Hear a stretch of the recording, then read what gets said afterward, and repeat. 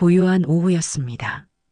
창가에 길게 늘어선 화초들의 마른 잎을 떼어주고 흙이 보송하게 마른 녀석들에게는 물을 흠뻑 주는 것이 요즘 제 소일거리 중 하나였어요. 평생을 식당 주방에서 기름 냄새와 사람들의 소음 속에서 살다가 얻은 이 고요함은 금쪽같이 귀한 것이었지요. 자식들이 모두 분가하고 10년 전 영감마저 먼저 세상을 뜨고 나니 이 넓은 2층 집에는 정적만이 가득했습니다. 어떤 이들은 외롭지 않냐고 물었지만 저는 단 한 번도 외롭다고 생각해 본 적이 없습니다. 시끄러운 것보다는 차라리 조용한 편이 훨씬 나았으니까요. 스스로의 힘으로 일군 이 집과 작은 상가 건물, 그리고 누구에게도 아쉬운 소리 하지 않고 살 수 있을 만큼의 노후 자금. 그것들이 제게는 자식보다 남편보다 더 든든한 벗이었습니다. 그때였습니다. 평일 오후에는 좀처럼 울릴 일이 없는 현관 초인종이 요란하게 울렸습니다. 텔레비전 홈쇼핑 채널의 쇼호스트가 목청을 높이는 소리 외에는 어떤 소음도 없던 공간에 날카롭게 파고드는 소리였어요. 택배를 시킨 기억은 없는데 누구일까? 인터폰 화면을 켜자마자 제 미간이 절로 찌푸려졌습니다. 화면 속에는 어색한 미소를 매달고 서 있는 아들 백종민과 며느리 서미정의 얼굴이 가득 차 있었지요. 1년에 2번 명절에나 겨우 얼굴을 비추던 아이들이었습니다. 그것도 밥 한술 뜨기가 무섭게 일이 있다는 핑계를 대고 엉덩이를 떼기 바빴던 녀석들이었고요. 그런 애들이 무슨 일로 예고도 없이 여기까지 찾아왔을까? 좋은 예감은 들지 않았습니다. 어머니, 저 종민이에요. 미정이랑 같이 왔어요.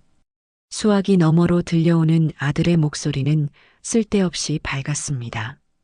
저는 잠시 망설이다가 현관문을 열어주었습니다.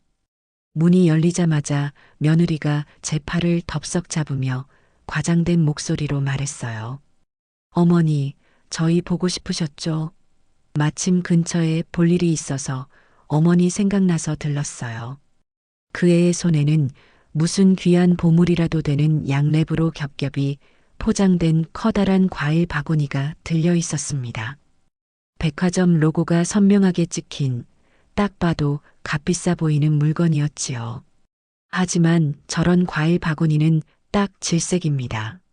실속 없이 포장만 거창하고 정작 열어보면 위쪽 과일 몇 개만 멀쩡하고 아래는 무르거나 상한 것들로 채워 넣은 경우가 허다했거든요. 마치 지금 제 앞에서 온갖 예쁜 말을 늘어놓고 있는 며느리의 속내처럼 말입니다. 일이 바쁠 텐데 여기까지 웬일이냐. 미리 전화라도 주지 그랬어. 제 말에 아들 녀석이 머리를 극적이며 대답했습니다. 하하, 서프라이즈로 놀라게 해드리려고 그랬죠.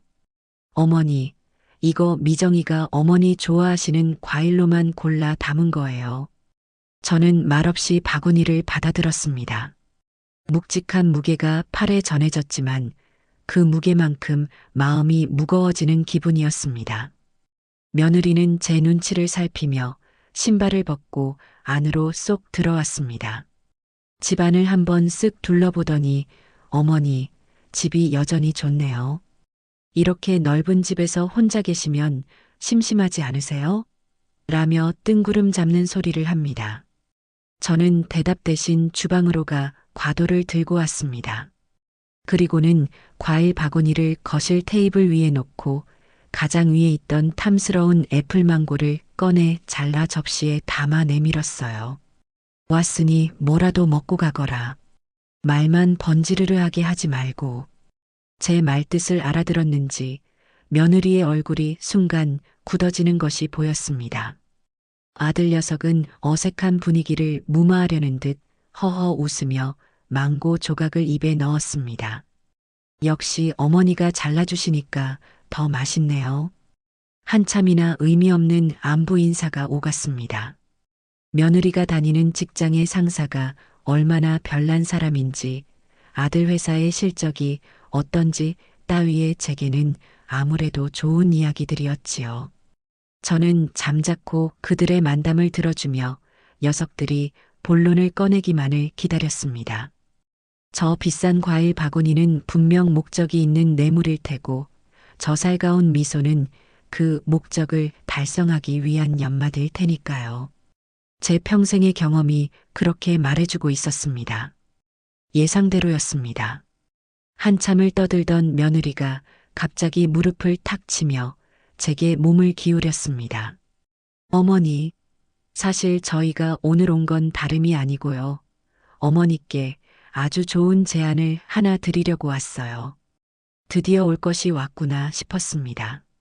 저는 찻잔을 들어 올리며 아무것도 모른다는 표정으로 물었습니다. 좋은 제안? 그게 뭔데? 저희 올여름에 다 같이 휴가 가는 거 어떠세요? 정말 끝내주는 곳으로요. 며느리는 신이 나서 휴대폰을 꺼내 들고 사진 몇 장을 보여주었습니다. 푸른 바다가 한눈에 들어오는 통유리창, 보기만 해도 시원해지는 널찍한 개인 수영장, 고급스러운 가구들로 채워진 가림 같은 거실. 누가 봐도 하루 숙박비가 웬만한 직장인 월급은 될 법한 최고급 풀빌라 리조트 사진이었습니다. 어때요, 어머니? 정말 좋죠? 요즘 이런 데가 유행이래요. 저희가 예약하려고 알아봤는데 마침 딱 한 자리가 남았다는 거예요. 저는 잠자코 사진을 넘겨보았습니다. 이런 곳이 있다는 건 알았지만 제 돈 주고 가볼 생각은 한 번도 해본 적 없는 곳이었지요. 저런 데서 하룻밤 자는 돈이면 시장 상인들에게 뜨끈한 국밥 수십 그릇은 사주고도 남을 돈이었습니다. 좋아 보이기는 하는구나. 그런데 갑자기 웬 휴가 타령이야. 그것도 이렇게 비싸 보이는 곳으로. 제 질문에 며느리는 기다렸다는 듯이 말을 이었습니다. 어머니, 평생 저희 키우시느라 고생만 하셨잖아요. 제대로 된 휴가 한번 못 가보시고.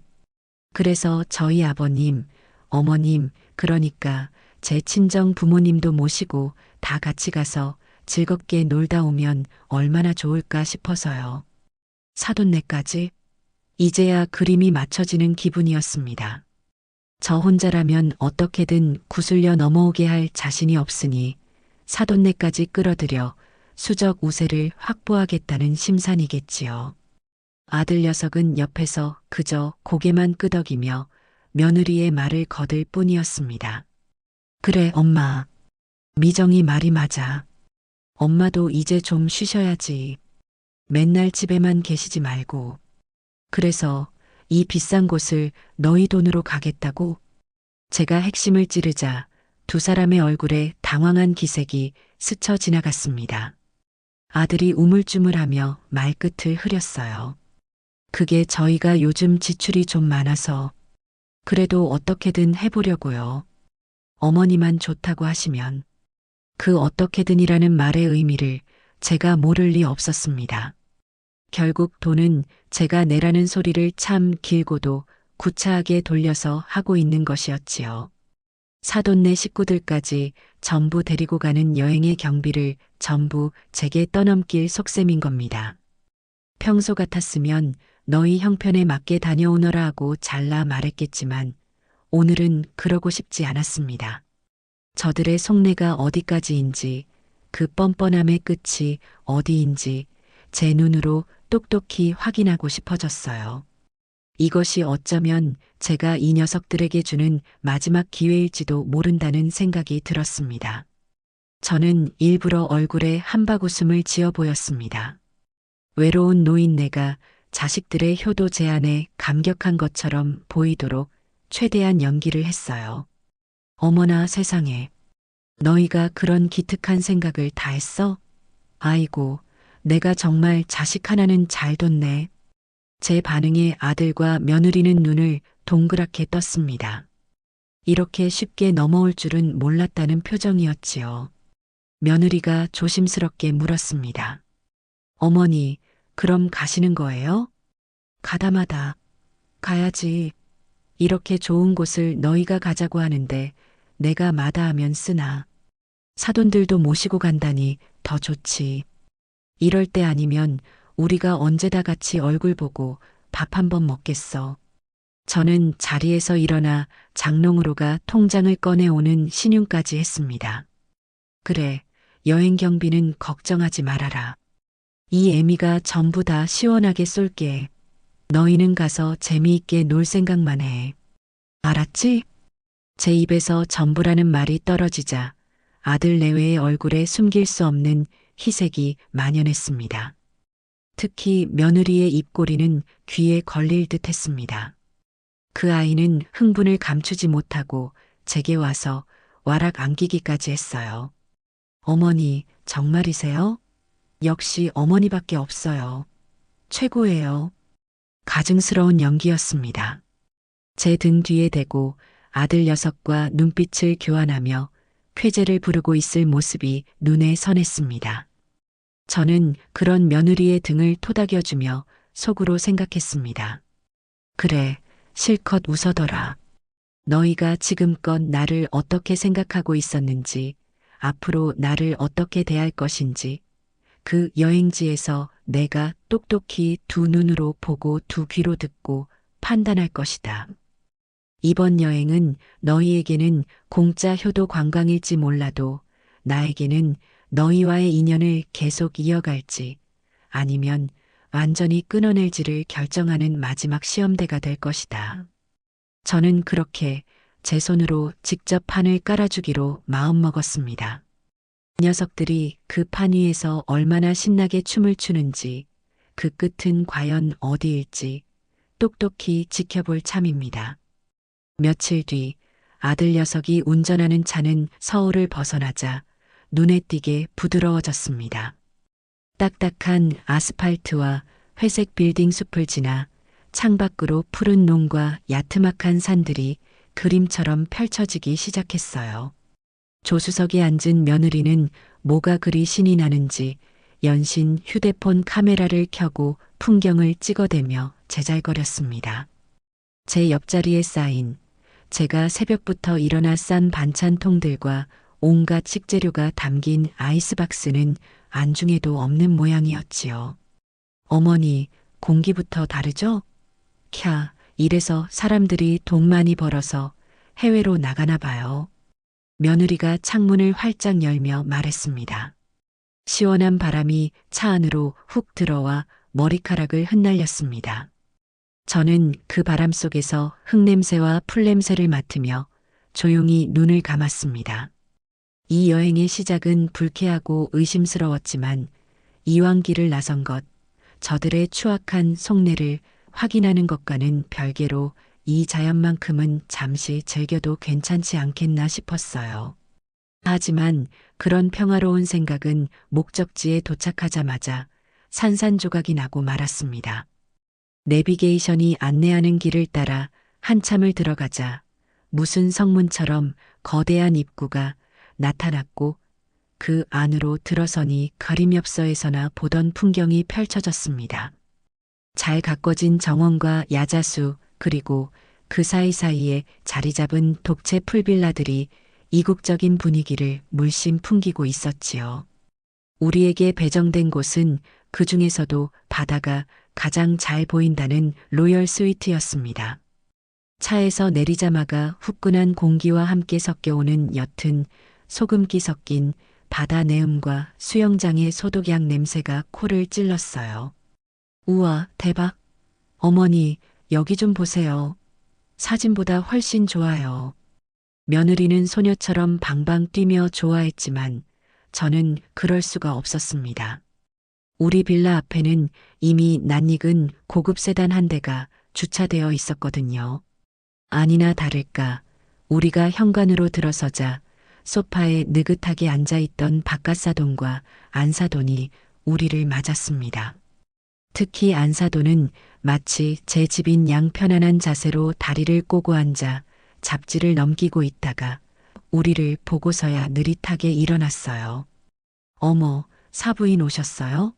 아이고, 길이 많이 막혔나 보네요. 저희는 한참 전에 도착해서 기다리고 있었어요. 안사돈의 목소리는 꿀이라도 바른 듯 달콤했지만 그 말 속에 숨은 가시를 제가 모를 리 없었습니다. 우리는 이렇게 여유롭게 먼저 와서 쉬고 있었는데 사부인은 늦게 오셨네 하는 비아냥이었지요. 바깥 사돈은 사람 좋은 웃음을 허허 흘리며 제게 다가왔습니다. 아이고 사부인, 먼 길 오시느라 고생 많으셨습니다. 다 사부인 덕분에 저희가 이런 천국 같은 곳에 다 와봅니다. 하하. 그는 제 손이라도 잡을 듯이 다가왔지만 저는 제 양손에 들려있던 짐 가방을 슬쩍 들어보이며 그와의 접촉을 피했습니다. 아들 녀석은 제 짐은 받아줄 생각도 않고 자기 장인 장모에게 달려가 인사를 하느라 정신이 없었어요. 장인어른, 장모님, 먼저 와 계셨네요. 피곤하지는 않으셨어요? 피곤하긴. 자네 장모는 이런 데 오면 날아다니는 사람이야. 그나저나 우리 사위, 사부인 모시고 오느라 고생 많았네. 바깥 사돈은 아들의 어깨를 툭툭 치며 격려했습니다. 그 모습이 참으로 기가 막혔습니다. 운전은 아들이 했지만 여행 경비는 제가 댔고 먹을 음식은 제가 다 준비해 왔는데 정작 고생했다는 칭찬은 아들 녀석이 듣고 있는 꼴이라니. 며느리는 제게서 과일 바구니를 냉큼 받아 사돈 부부에게 달려갔습니다. 엄마, 아빠, 이것 좀 봐. 어머님이 글쎄 이런 귀한 걸 다 싸우셨다니까? 겉으로는 저를 칭찬하는 듯한 말이었습니다. 하지만 며느리는 그 말을 제게는 들리지 않을 만큼 작은 목소리로 자기 어머니인 안사돈에게 덧붙였습니다. 내가 오시게 하려고 얼마나 공을 들였는데 이 정도는 해주셔야지. 안 그래? 그 말을 들은 안사돈은 우리 딸 여우 다 됐네 하는 표정으로 며느리를 보며 눈을 찡긋했습니다.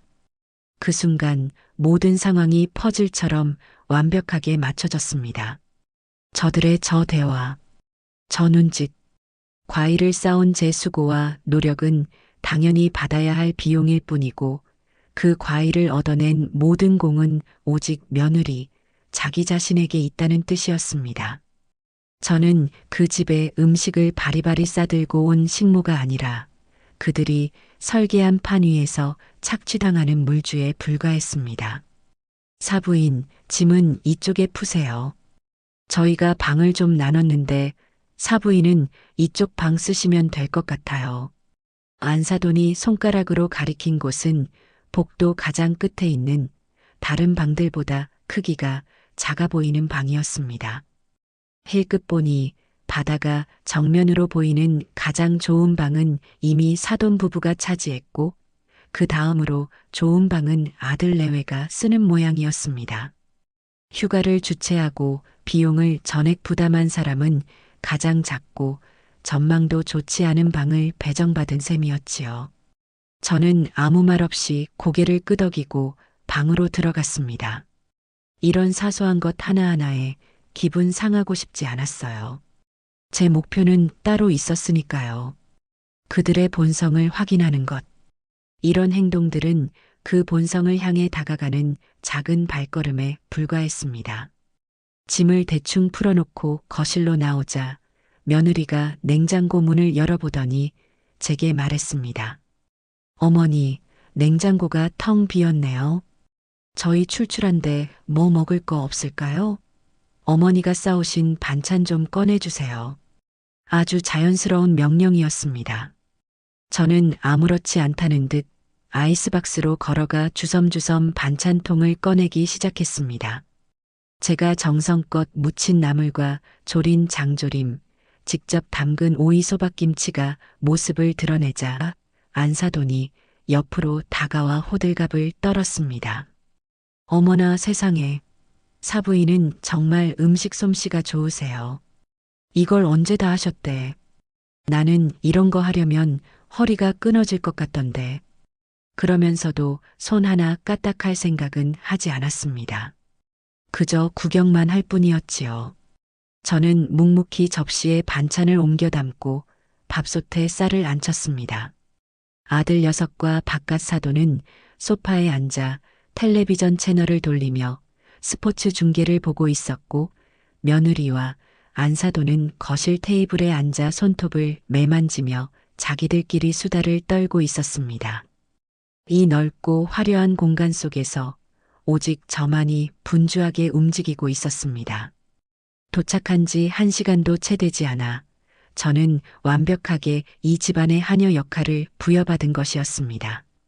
잠시 후 밥이 다 되었다는 알림음이 울렸습니다. 저는 잘 차려진 식탁을 보며 사람들을 불렀습니다.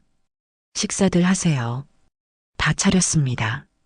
그제야 모두가 기다렸다는 듯이 식탁으로 몰려들었습니다. 바깥 사도는 제육볶음 한 점을 입에 넣더니 눈을 동그랗게 뜨며 감탄했습니다. 이야, 이 맛이야. 사부인, 식당은 왜 그만두셨어요?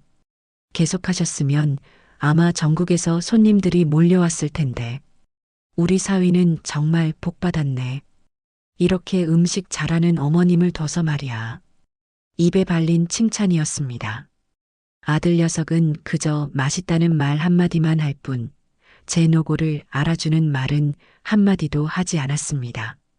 며느리는 밥은 먹는 둥 마는 둥 하며 휴대폰만 들여다보고 있었고요. 그들의 태도는 명확했습니다. 당신은 음식을 하는 사람, 우리는 그것을 먹는 사람.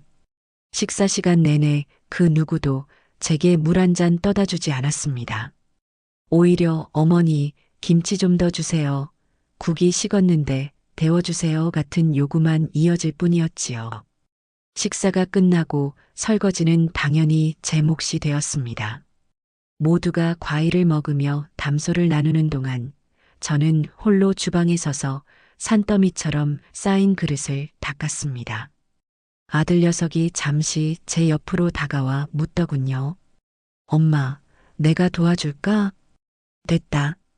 남자가 이런 거 하는 거 아니야. 가서 장인어른이랑 이야기나 더 나눠. 저는 일부러 퉁명스럽게 말했습니다. 제 진심을 시험해보고 싶었어요. 정말로 저를 돕고 싶었다면 제 말에 상관없이 고무장갑을 빼앗아 들었어야 합니다. 하지만 아들은 제 말이 끝나자마자 그럼 부탁 좀 할게. 엄마라며 기다렸다는 듯이 등을 돌려 거실로 가버렸습니다. 그 뒷모습을 보며 저는 마지막 남았던 일말의 기대마저 접었습니다. 아들은 이미 오래전에 제 아들이기를 포기하고 저 집안의 사위이자 남편으로 완벽하게 편입된 것이었습니다. 그날 저녁 거실에서는 술판이 벌어졌습니다. 바깥 사돈이 가져온 비싼 양주가 등장했고 분위기는 한껏 달아올랐습니다. 저는 술을 마시지 않는다는 핑계로 주방에서 과일이나 깎으며 그들의 대화를 지켜보았습니다. 술이 몇 잔 들어가자 바깥 사돈이 드디어 본색을 드러내기 시작했습니다. 그는 술잔을 채워 아들에게 건네며 은근슬쩍 제 이야기를 꺼냈어요. 우리 백서방, 자네는 정말 장가 하나는 잘 왔어. 우리 미정이가 좀 까칠해 보여도 속은 깊은 아이야. 안 그런가요, 사부인? 느닷없는 질문에 저는 대답 대신 희미하게 웃어 보였습니다. 바깥 사도는 제 반응은 아랑곳하지 않고 말을 이었습니다. 그런데 내가 듣자 하니 사부인께서 아주 재력이 상당하시다고. 식당 하셔서 모은 돈도 많으시고 상가 건물도 하나 가지고 계시다고 들었네. 이야, 정말 대단하십니다. 여자 혼자의 몸으로 그 모든 걸 일궈내시다니 존경스럽습니다. 노골적인 재산 탐색전의 시작이었습니다. 저는 과도를 쥔 손에 힘을 주며 대답했습니다. 별 말씀을요. 그저 평생 허리띠 졸라매고 악착같이 산 것뿐입니다.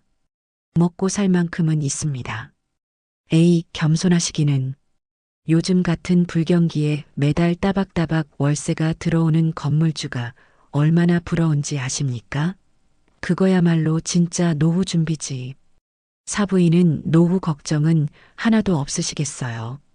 자식들한테 손 벌릴 일도 없으실 테고.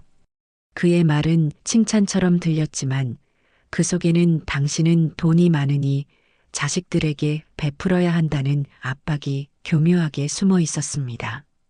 며느리는 옆에서 맞장구를 쳤습니다. 맞아, 아빠. 어머니 건물 위치도 엄청 좋잖아. 거기 월세만 해도 웬만한 대기업 부장님 월급보다 많을걸? 저는 아무 말 없이 사과를 깎았습니다. 그래서 그 돈을 너희가 탐내고 있다. 이 말이 하고 싶은 것이냐? 목구멍까지 차오르는 말을 애써 삼켰습니다. 지금은 때가 아니었습니다. 더 확실한 증거와 명분이 필요했어요. 아들 녀석은 술에 취해 얼굴이 벌개진 채로 그저 해실해실 웃고만 있었습니다. 제 재산에 대한 이야기가 오가는데도 아들은 어머니를 보호하기는커녕 마치 남의 이야기인 양방관하고 있었습니다. 그렇게 도착 첫날의 밤이 깊어갔습니다. 술자리가 파하고 모두가 각자의 방으로 돌아간 뒤 저는 홀로 거실 소파에 앉아 창밖의 칠흑 같은 바다를 바라보았습니다. 파도 소리만이 규칙적으로 들려왔습니다. 제 마음속에도 파도가 일고 있었습니다. 분노와 실망, 그리고 알 수 없는 서글픔이 뒤섞인 거대한 파도였지요. 저는 이 여행이 끝나고 나면 제 인생에 아주 큰 변화가 찾아올 것임을 직감했습니다. 그리고 그 변화의 칼자루는 다른 누구도 아닌 바로 제 손에 쥐어져 있다는 사실도 명확하게 깨닫고 있었습니다. 그들은 아마 제가 늙고 힘없는 노인이라고 생각하겠지만 저는 평생을 전쟁터 같은 시장 바닥에서 살아남은 사람입니다. 호락호락하게 당하고만 있을 제가 아니라는 것을 머지않아 뼈저리게 느끼게 해줄 참이었습니다. 다음 날 아침 저는 낯선 잠자리 탓인지 새벽같이 눈을 떴습니다. 빌라 안은 숨막힐 듯한 정적에 휩싸여 있었고 간간이 옆방에서 들려오는 바깥 사돈의 코 고는 소리만이 그 정적을 깨뜨리고 있었어요. 어젯밤의 술기운이 채 가시지 않은 듯 모두가 깊은 잠에 빠져 있는 모양이었습니다. 저는 조용히 침대에서 일어나 밖으로 나왔습니다.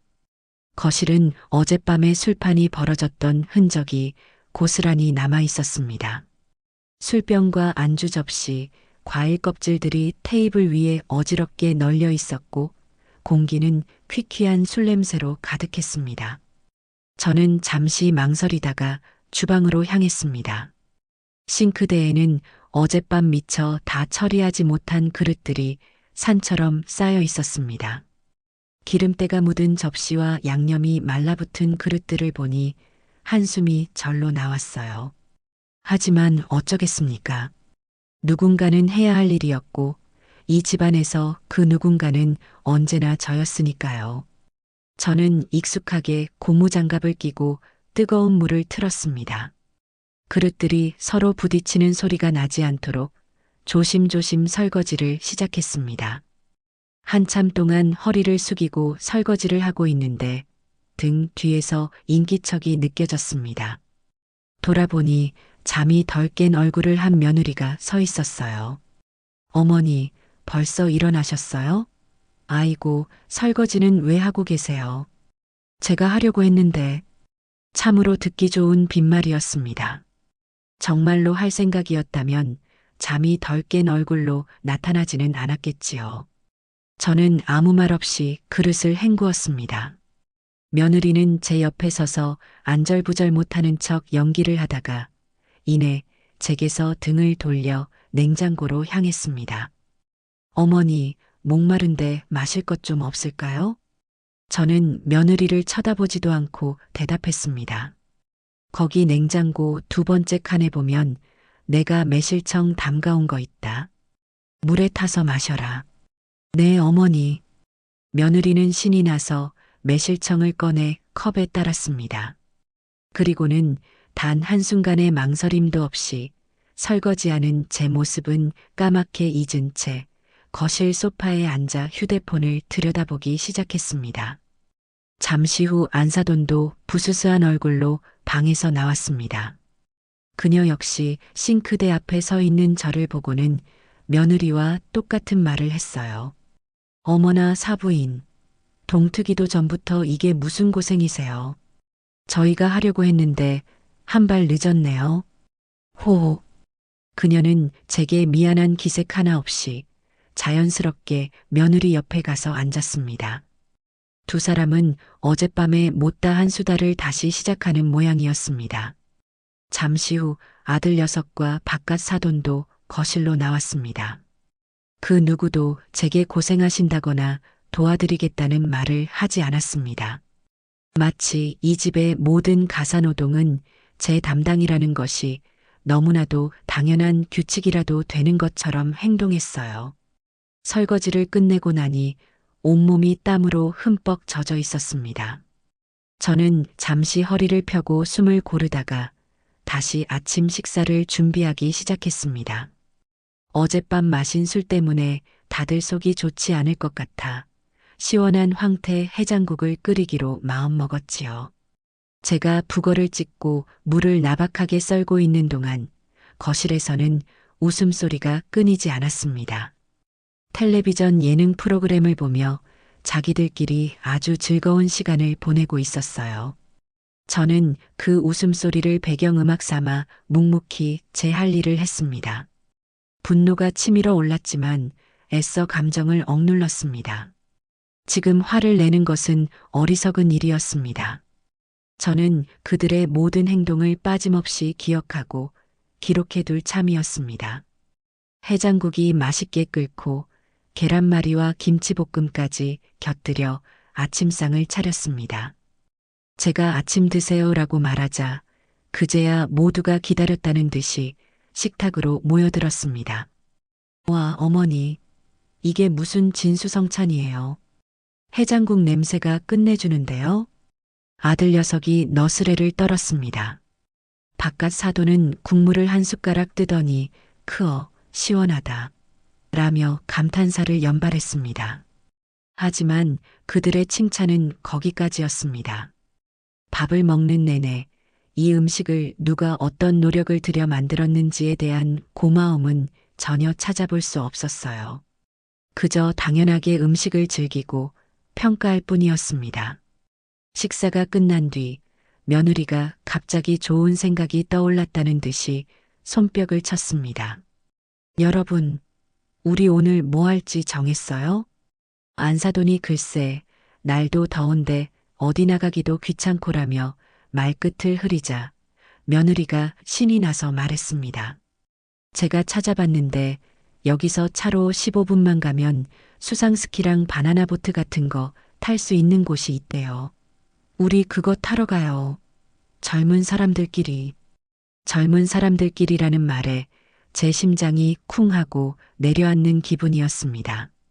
명백히 저를 배제하는 말이었습니다.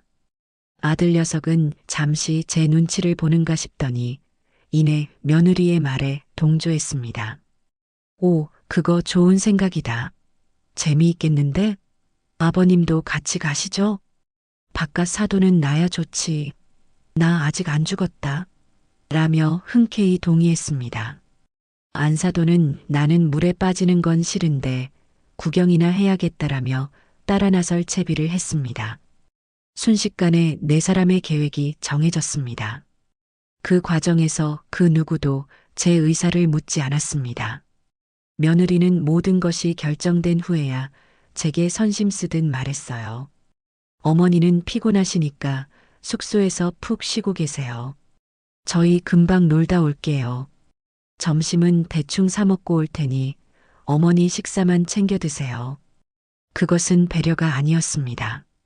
명백한 소외였지요. 늙고 거추장스러운 짐은 숙소에 남겨두고 자기들끼리 즐거운 시간을 보내고 오겠다는 선언이었습니다. 저는 아무렇지 않은 척 대답했습니다. 그래, 나는 물놀이 같은 거 별로 좋아하지도 않는다. 너희끼리 재미있게 놀다 오너라. 제 대답에 며느리는 안심한 듯 환하게 웃었습니다. 네 사람은 신이 나서 방으로 들어가 수영복으로 갈아입고 선크림을 바르며 외출 준비를 했습니다. 그들의 들뜬 목소리와 웃음소리가 빌라 전체에 울려 퍼졌습니다. 잠시 후 그들은 제게 손을 흔들며 밖으로 나갔습니다. 어머니, 다녀올게요. 그래, 조심히 다녀와라. 현관문이 닫히고 빌라 안에는 다시 완벽한 정적이 찾아왔습니다. 저는 잠시 동안 소파에 멍하니 앉아 있었습니다. 텅 빈 공간에 홀로 남겨졌다는 사실이 실감나지 않았어요. 그때 제 휴대폰으로 문자 메시지 알림이 울렸습니다. 확인해 보니 카드 결제 알림 문자였습니다. 수상 레저 15만 원. 저는 헛웃음을 터뜨렸습니다. 그들은 자기들끼리 놀러 가면서 그 비용마저 제가 준 카드로 결제한 것이었습니다. 저는 휴대폰을 소파에 던져두고 자리에서 일어났습니다. 그리고는 그들이 어질러 놓고 간 거실을 치우고 벗어놓은 잠옷과 수건들을 끌어모아 세탁기에 넣었습니다. 두 집안의 식모가 된 기분이었습니다. 아니, 식모는 돈이라도 받지요. 저는 제 돈을 써가며 이들의 뒤치다꺼리를 하고 있는 셈이었습니다. 한참 동안 집안일을 하고 나니 시간이 훌쩍 지나 있었습니다. 저는 허기진 배를 채우기 위해 아침에 먹다 남은 해장국을 데워 혼자 밥을 먹었습니다. 넓은 식탁에 홀로 앉아 밥을 먹고 있으니 온갖 생각이 다 들었습니다. 내가 평생을 바쳐 키운 아들은 이제 내 편이 아니었고 며느리는 나를 제 돈줄로만 생각하고 있었습니다. 사돈댁은 딸과 합심하여 제 재산을 어떻게든 빼앗아 가려고 혈안이 되어 있었지요. 참으로 비참하고 서글픈 현실이었습니다. 바로 그때였습니다. 테라스 쪽에서 안사돈이 누군가와 통화하는 목소리가 들려왔습니다. 그녀는 제가 집안에 있다는 사실을 잊었거나 혹은 신경 쓰지 않는 모양이었습니다. 목소리가 무척이나 흥분되어 있었고 주변을 경계하지 않는 듯 목소리 톤도 꽤 높았어요. 저는 숟가락을 내려놓고 숨을 죽인 채 귀를 기울였습니다. 언니, 나야. 잘 지내? 응, 나는 지금 가족들이랑 휴가 와 있어. 아주 죽여주는 곳이야. 잠시 상대방의 말을 듣는 듯 하더니 안사돈의 목소리가 한층 더 낮고 은밀해졌습니다. 그럼 당연히 안사돈 돈이지. 그 할망구가 보통 짠순이가 아니거든. 그런데 이번에는 웬일로 순순히 지갑을 열더라고. 우리 미정이가 머리를 잘 썼어. 제 심장이 쿵 하고 바닥으로 떨어지는 것 같았습니다. 할망구, 저를 두고 하는 말이 틀림없었습니다. 아니, 이게 끝이 아니야. 언니 대박인 거 알려줄까? 지금 우리 남편 사업에 투자건 하나 물게 생겼거든. 이번에 사부인 건물만 팔게 하면 우리 빚 다 갚고도 남아. 지금 거의 다 넘어왔어. 아들놈도 완전히 우리 편이고 할망구도 자식 이기는 부모 없다고 결국엔 들어주게 될 거야. 이번 휴가 끝나고 나면 우리도 이제 팔자 피는 거지. 안사돈은 흥분을 감추지 못하고 낄낄거리며 웃었습니다. 그 웃음소리가 제 귀에는 악마의 소리처럼 들렸습니다. 온몸의 피가 차갑게 식는 기분이었습니다. 이 여행은 단순한 휴가가 아니었습니다.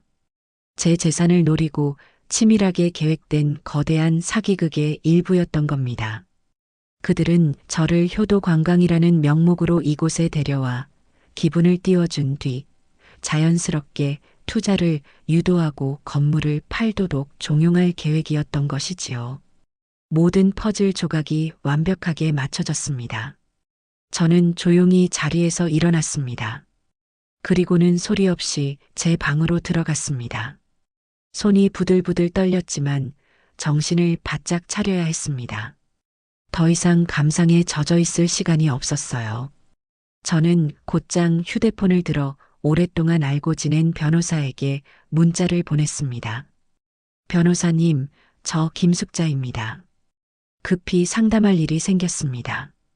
상속 및 증여 관련해서 자식에게 재산을 한 푼도 물려주지 않을 수 있는 법적인 방법이 있는지 궁금합니다.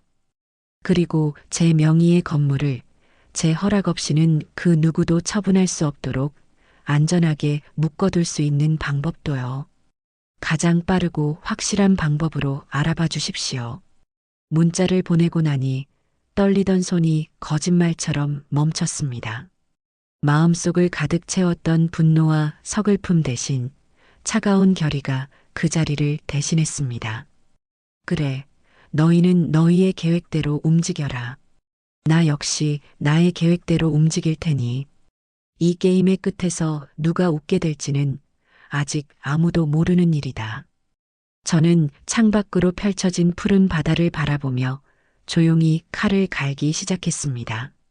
그들이 신나게 수상 스키를 타며 미래의 불을 꿈꾸고 있는 동안 저는 그들의 꿈을 산산조각 낼 준비를 차근차근 시작하고 있었습니다.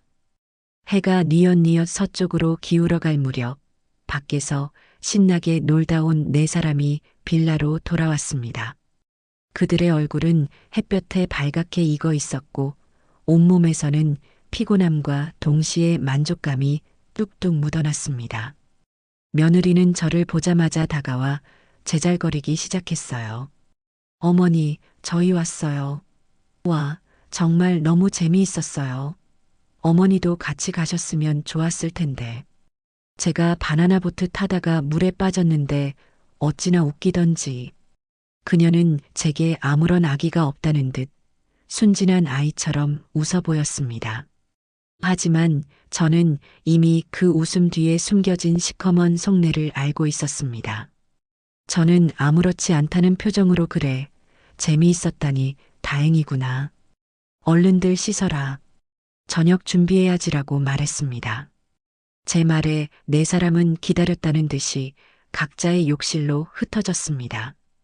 저는 그들이 샤워를 하는 동안 저녁에 있을 바비큐 파티를 준비하기 시작했습니다.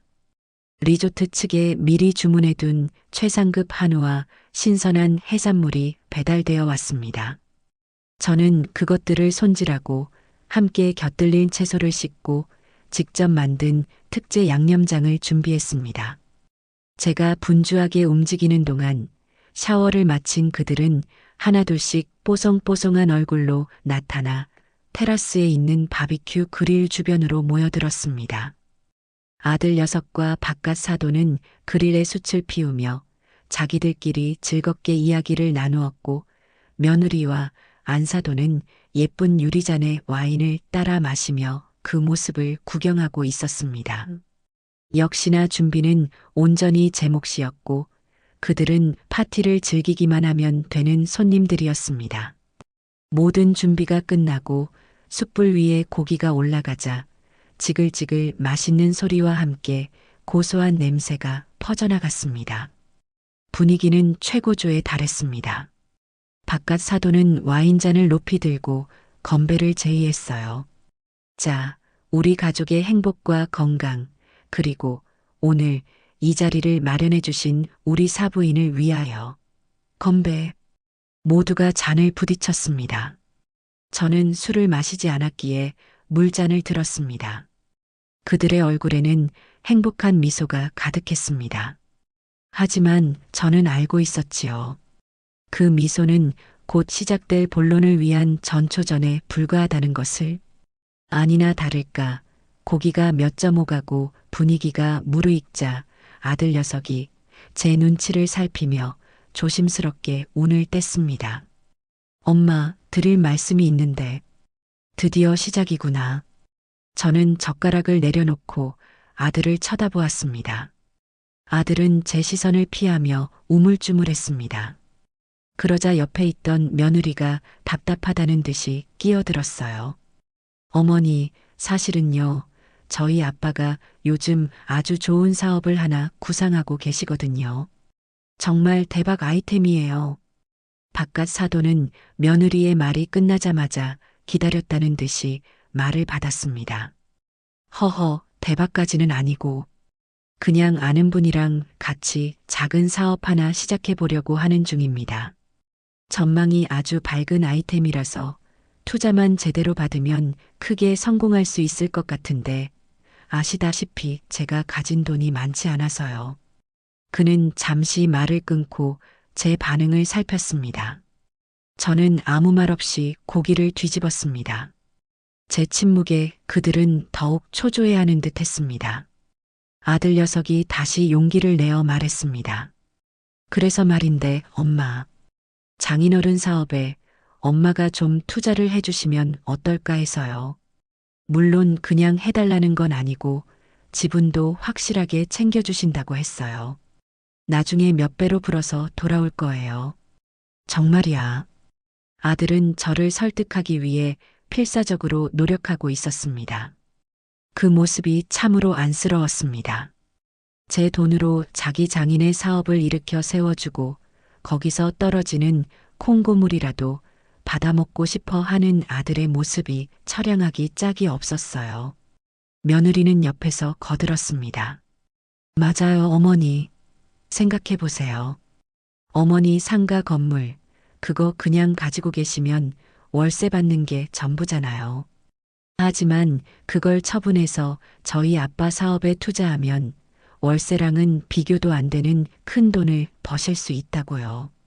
어머니 노후가 훨씬 더 든든해지는 거예요. 참으로 그럴듯한 포장이었습니다.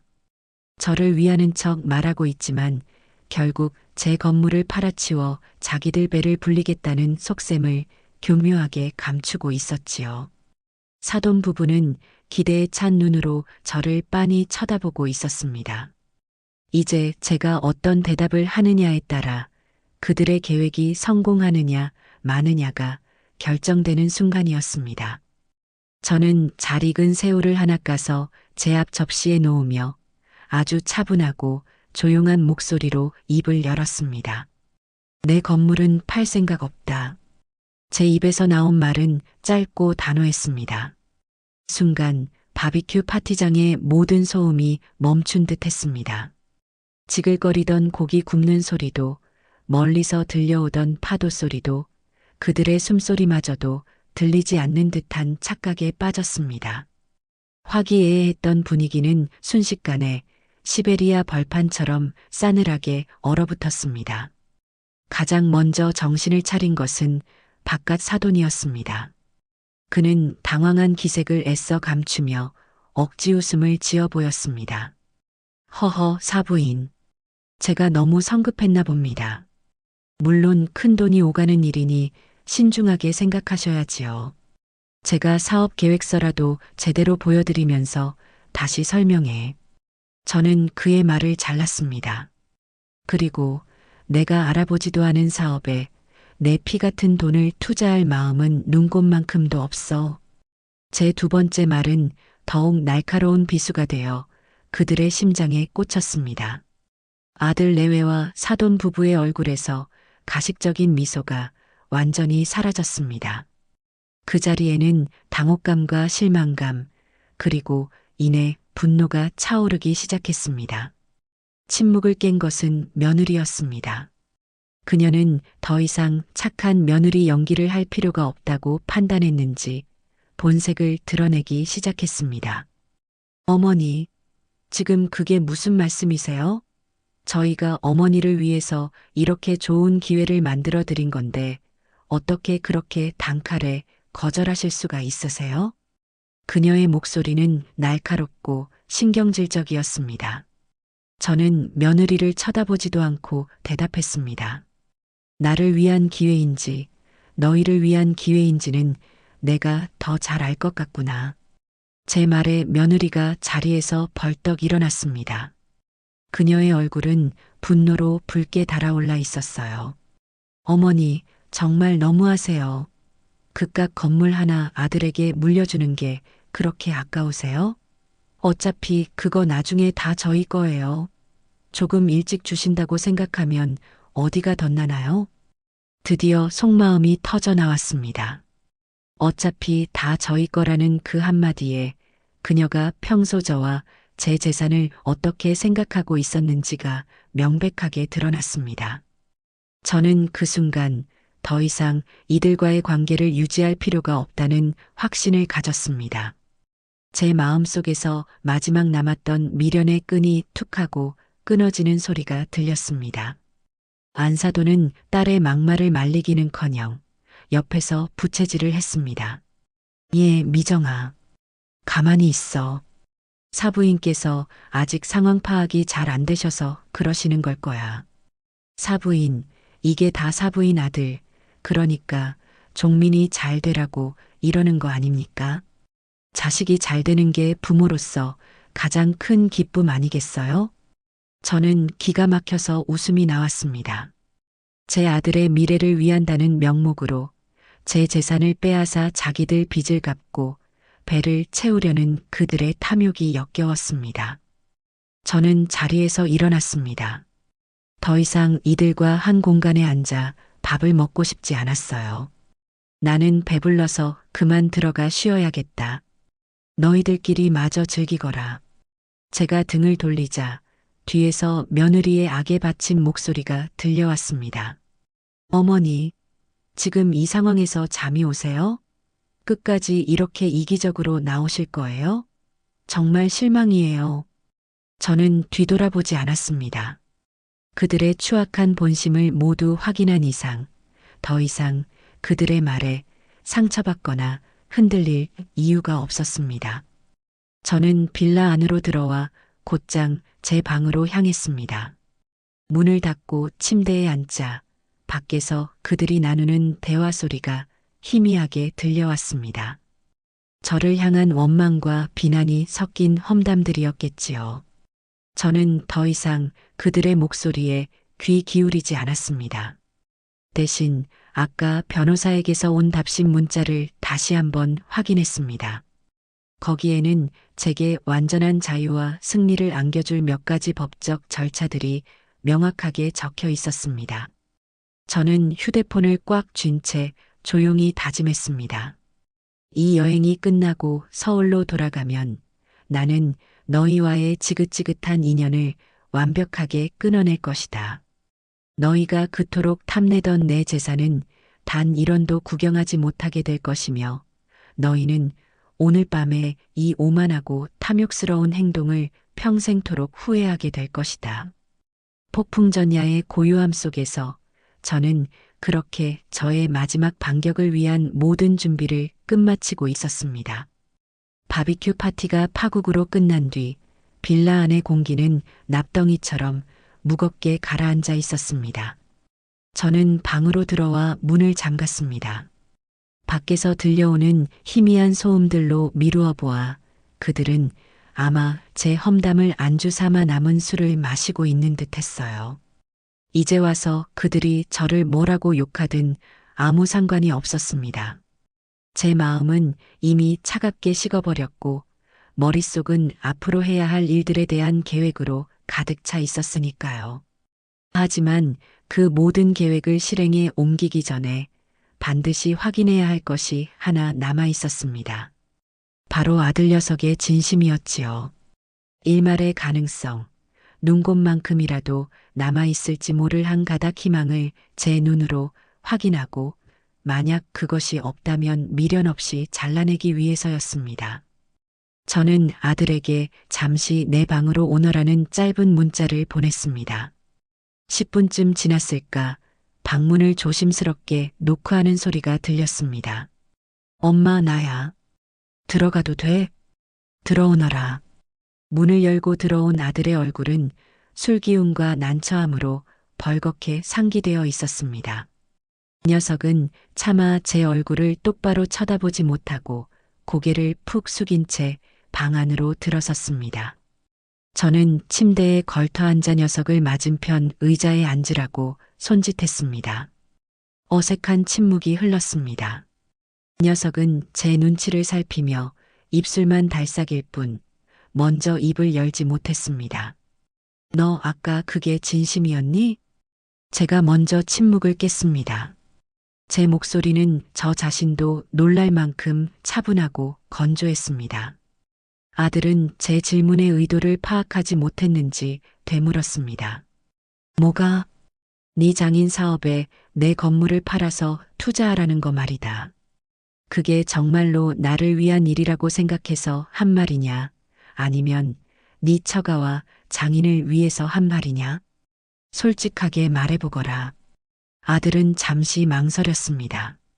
그 짧은 순간 녀석의 머릿속에서는 수만 가지 계산이 오가고 있었을 겁니다. 어떻게 말해야 이 상황을 무마하고 어머니의 마음을 돌려 투자를 받아낼 수 있을까?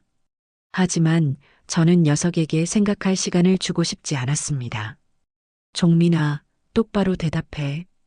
지금 이 순간까지도 네가 내 아들이라고 믿고 싶은 이 애미에 대한 마지막 예의라고 생각하고 거짓 없이 말해봐. 너 저들과 한패니? 제 단호한 목소리에 아들은 결국 고개를 떨구었습니다.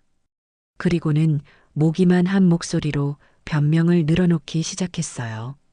엄마, 그게 꼭 누구 편이고 그런 문제가 아니라 장인어른 사업이 정말 괜찮은 거라니까. 나도 자료 다 봤어. 성공만 하면 우리 다 같이 부자로 살 수 있는 기회란 말이야. 엄마는 평생 고생만 했으니까 이제 좀 편하게 사셨으면 하는 마음에. 편하게? 내가 지금 불편하게 살고 있는 것처럼 보이나 보구나. 내 집에서 내 돈으로 누구에게도 아쉬운 소리 안 하고 사는 내가 뭐가 그리 불편해 보여서 너는 네 장인의 사업에 내 전 재산을 밀어 넣으라고 하는 거냐? 제 날카로운 반박에 아들은 할 말을 잃었습니다. 저는 자리에서 일어나 아들 앞에 섰습니다. 그리고 녀석의 눈을 똑바로 쳐다보며 마지막 질문을 던졌습니다. 마지막으로 묻겠다. 만약에, 아주 만약에 네 장인 사업이 잘못되면 어쩔 거냐? 내 건물 팔아서 투자한 돈 다 날리면 그땐 어떻게 책임질 거냐? 너 책임질 수 있어? 아들은 제 눈을 피했습니다. 그 회피하는 눈빛에서 저는 모든 답을 얻었습니다. 녀석은 단 한 번도 실패의 가능성을 생각해 본 적이 없는 겁니다. 그저 장밋빛 미래와 달콤한 성공의 과실만을 꿈꾸고 있었지요. 설령 잘못되더라도 그 책임은 온전히 제가 지게 될 것이라고 무의식 중에 생각하고 있었을지도 모릅니다. 아들은 한참 만에야 입을 열었습니다. 왜 꼭 안 될 거라고만 생각해, 엄마. 그리고 장인어른이 나한테도 지분을 주신다고 약속했어. 나도 이제 그 회사의 주인이 되는 거라고. 이건 우리 가족 전체의 미래가 걸린 일이야. 우리 가족. 녀석의 입에서 나온 그 단어는 비수처럼 제 가슴에 박혔습니다.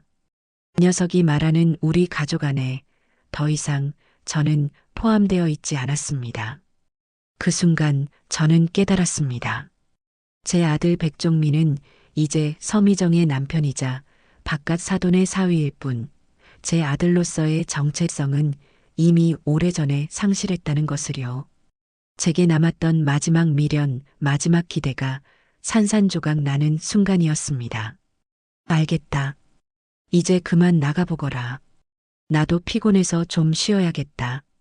제 목소리에는 어떤 감정도 실려 있지 않았습니다. 아들은 제 태도에 오히려 당황한 듯 했습니다. 아마 제가 더 화를 내거나 혹은 매달리거나 아니면 설득당할 것이라고 예상했겠지요. 하지만 저는 더 이상 녀석과 말을 섞고 싶지 않았습니다. 모든 것이 명확해졌으니까요. 아들은 어쩔 수 없다는 듯 자리에서 일어나 방을 나갔습니다. 문이 닫히는 소리를 들으며 저는 제 마음속에서도 아들을 향한 문이 영원히 닫혔음을 느꼈습니다. 이제 더 이상 망설일 이유가 없었습니다. 저는 곧장 휴대폰을 들었습니다. 그리고 조용한 반격을 위한 첫 번째 단추를 꿰기 시작했습니다. 첫 번째 연락 상대는 30년 넘게 제 곁에서 꾸준히 일을 도맡아 처리해준 박 변호사였습니다. 늦은 시간이었지만 그는 제 전화를 받았습니다. 사모님, 이 밤중에 웬일이십니까? 무슨 급한 일이라도 생기셨습니까? 박 변호사님, 미안합니다. 내일 아침 일찍 좀 뵐 수 있을까요? 아주 중요한 일입니다. 유언장 공증이랑 재산 신탁 관련해서 처리할 일이 생겼습니다. 제 차분하지만 단호한 목소리에 박 변호사도 사태의 심각성을 직감한 듯 했습니다. 알겠습니다, 사모님. 내일 오전 9시에 사무실에서 뵙지요. 오시면 바로 처리할 수 있도록 미리 준비해 놓겠습니다. 전화를 끊고 저는 곧바로 다음 상대에게 연락했습니다. 강남에서 가장 일 잘하기로 소문난 부동산 중개인이자 제 상가 건물을 오랫동안 관리해 준 곳 사장이었습니다. 고 사장 나예요. 밤늦게 미안해요. 다름이 아니라 내 상가 건물 말인데 그거 신탁회사에 맡기려고 하는데 절차 좀 알아봐 줄 수 있어요? 내 허락 없이는 아들을 포함해서 그 누구도 손댈 수 없도록 아주 단단하게 묶어버릴 수 있는 방법으로요.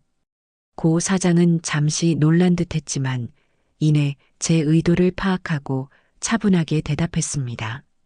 네, 사모님. 걱정 마십시오. 사모님 뜻대로 완벽하게 처리할 수 있는 방법이 있습니다. 내일 변호사님 만나 뵙고 나서 저한테 바로 연락 주십시오. 필요 서류부터 신탁회사 선정까지 일사천리로 진행해 드리겠습니다. 두 통의 전화를 마치고 나니 마음이 이상할 정도로 평온해졌습니다. 마치 오랫동안 저를 짓누르고 있던 무거운 짐을 내려놓은 기분이었습니다. 이제 모든 준비는 끝났습니다. 남은 것은 이 지긋지긋한 여행을 마무리하고 제 계획을 실행에 옮기는 것뿐이었습니다. 저는 잠시 침대에 누워 눈을 감았습니다. 그리고는 잠시 후 아무 일도 없었다는 듯이 방을 나섰습니다. 거실에서는 여전히 네 사람이 심각한 표정으로 이야기를 나누고 있었습니다. 저를 발견하고는 모두 입을 다물고 제 눈치를 살폈습니다. 저는 그들을 향해 일부러 온화한 미소를 지어 보였습니다. 제 갑작스러운 태도, 변화에 그들은 어리둥절한 표정을 지었습니다. 다들 아직 안 자고 있었구나. 아까는 내가 너무 예민하게 굴어서 미안하다. 늙은이가 속이 좁아서 그랬다고 생각해 다오. 제 사과에 네 사람의 얼굴에 서서히 화색이 돌기 시작했습니다. 특히 며느리의 얼굴에는 역시 별 수 없구나는 안도감과 경멸이 뒤섞인 미소가 떠올랐습니다.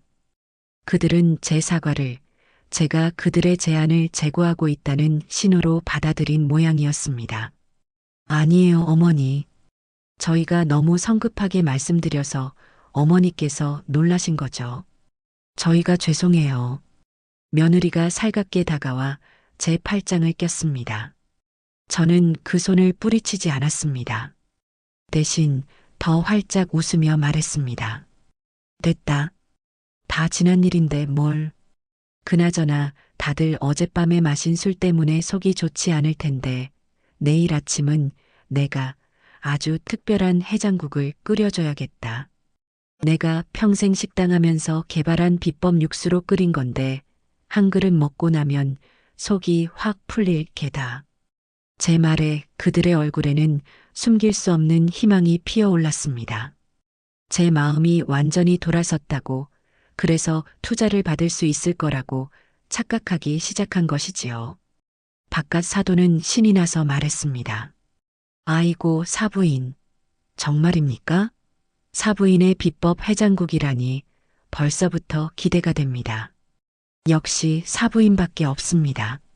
그럼 기대해도 좋다. 그러니 오늘은 다들 그만 들어가서 푹 자거라. 내일 아침 아주 개운하게 시작하게 해줄 테니. 저는 인자한 어머니이자 너그러운 시어머니 그리고 통 큰 사부인의 역할을 완벽하게 연기했습니다. 그들은 제 연기에 감쪽같이 속아 넘어갔습니다. 그들은 기분 좋게 각자의 방으로 흩어졌습니다. 아마도 그들은 잠자리에 누워 제 건물을 팔아치운 돈으로 무엇을 할지 행복한 상상을 하고 있었을 겁니다.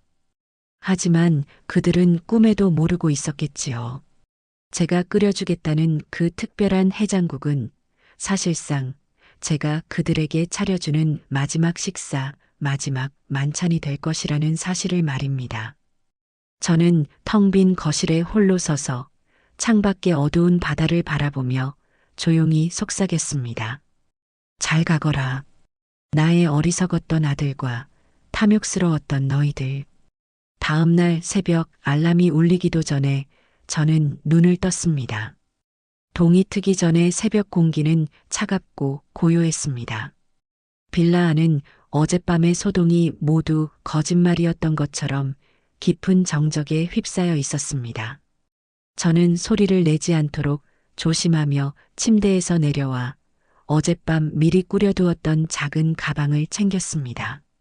그 안에는 지갑과 휴대폰, 그리고 갈아입을 옷까지 하나가 전부였습니다. 나머지 짐들은 모두 이곳에 버려두고 갈 참이었습니다. 과거의 인연을 정리하듯 불필요한 모든 것을 남겨두고 떠나는 것이었습니다. 저는 살금살금 고양이처럼 방을 빠져나와 거실로 향했습니다. 모두가 깊은 잠에 빠져 있는지 희미한 숨소리 외에는 아무 소리도 들리지 않았습니다. 저는 어둠 속에서 더듬더듬 테이블을 찾아 그 위에 제가 밤새 쓴 짧은 메모지 한 장을 올려두었습니다. 그리고는 잠시 동안 잠들어 있는 그들의 방문을 하나씩 바라보았습니다. 아들의 방문, 며느리의 방문, 사돈 부부의 방문. 저 문들 너머에서 그들은 아마 행복한 꿈을 꾸고 있겠지요. 하지만 그 꿈에서 깨어났을 때 그들을 기다리고 있는 것은 지독한 현실일 겁니다. 저는 더 이상 그들에게 어떤 연민도 느끼지 않았습니다. 모든 것은 그들이 자초한 일이었으니까요. 새벽 4시 정각. 빌라 밖에서 희미하게 자동차 엔진 소리가 들려왔습니다. 제가 어젯밤 미리 예약해둔 택시였습니다. 저는 마지막으로 집안을 한번 둘러본 뒤 미련 없이 현관문을 열고 밖으로 나섰습니다. 차가운 새벽 공기가 뺨에 와닿는 감촉이 상쾌하게 느껴졌습니다. 택시에 올라타자 기사님이 제 행색을 보고는 조심스럽게 물었습니다. 사모님, 어디로 모실까요? 서울로 갑시다. 최대한 빨리요. 택시는 부드럽게 출발했습니다. 백미러를 통해 점점 멀어지는 풀빌라의 모습을 보며 저는 길고 길었던 악몽에서 드디어 깨어나는 기분이었습니다.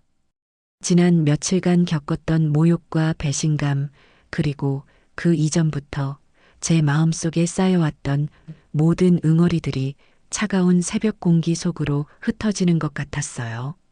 이제 다시는 돌아오지 않을 곳이었습니다. 서울로 향하는 고속도로는 텅 비어 있었습니다. 택시는 거침없이 어둠을 뚫고 달렸습니다. 저는 창밖으로 스쳐 지나가는 풍경을 멍하니 바라보며 생각에 잠겼습니다. 제가 지금 하는 행동이 과연 옳은 것일까? 핏줄로 이어진 인연을 이렇게 하루아침에 끊어내는 것이 맞는 일일까? 하지만 이내 고개를 저었습니다.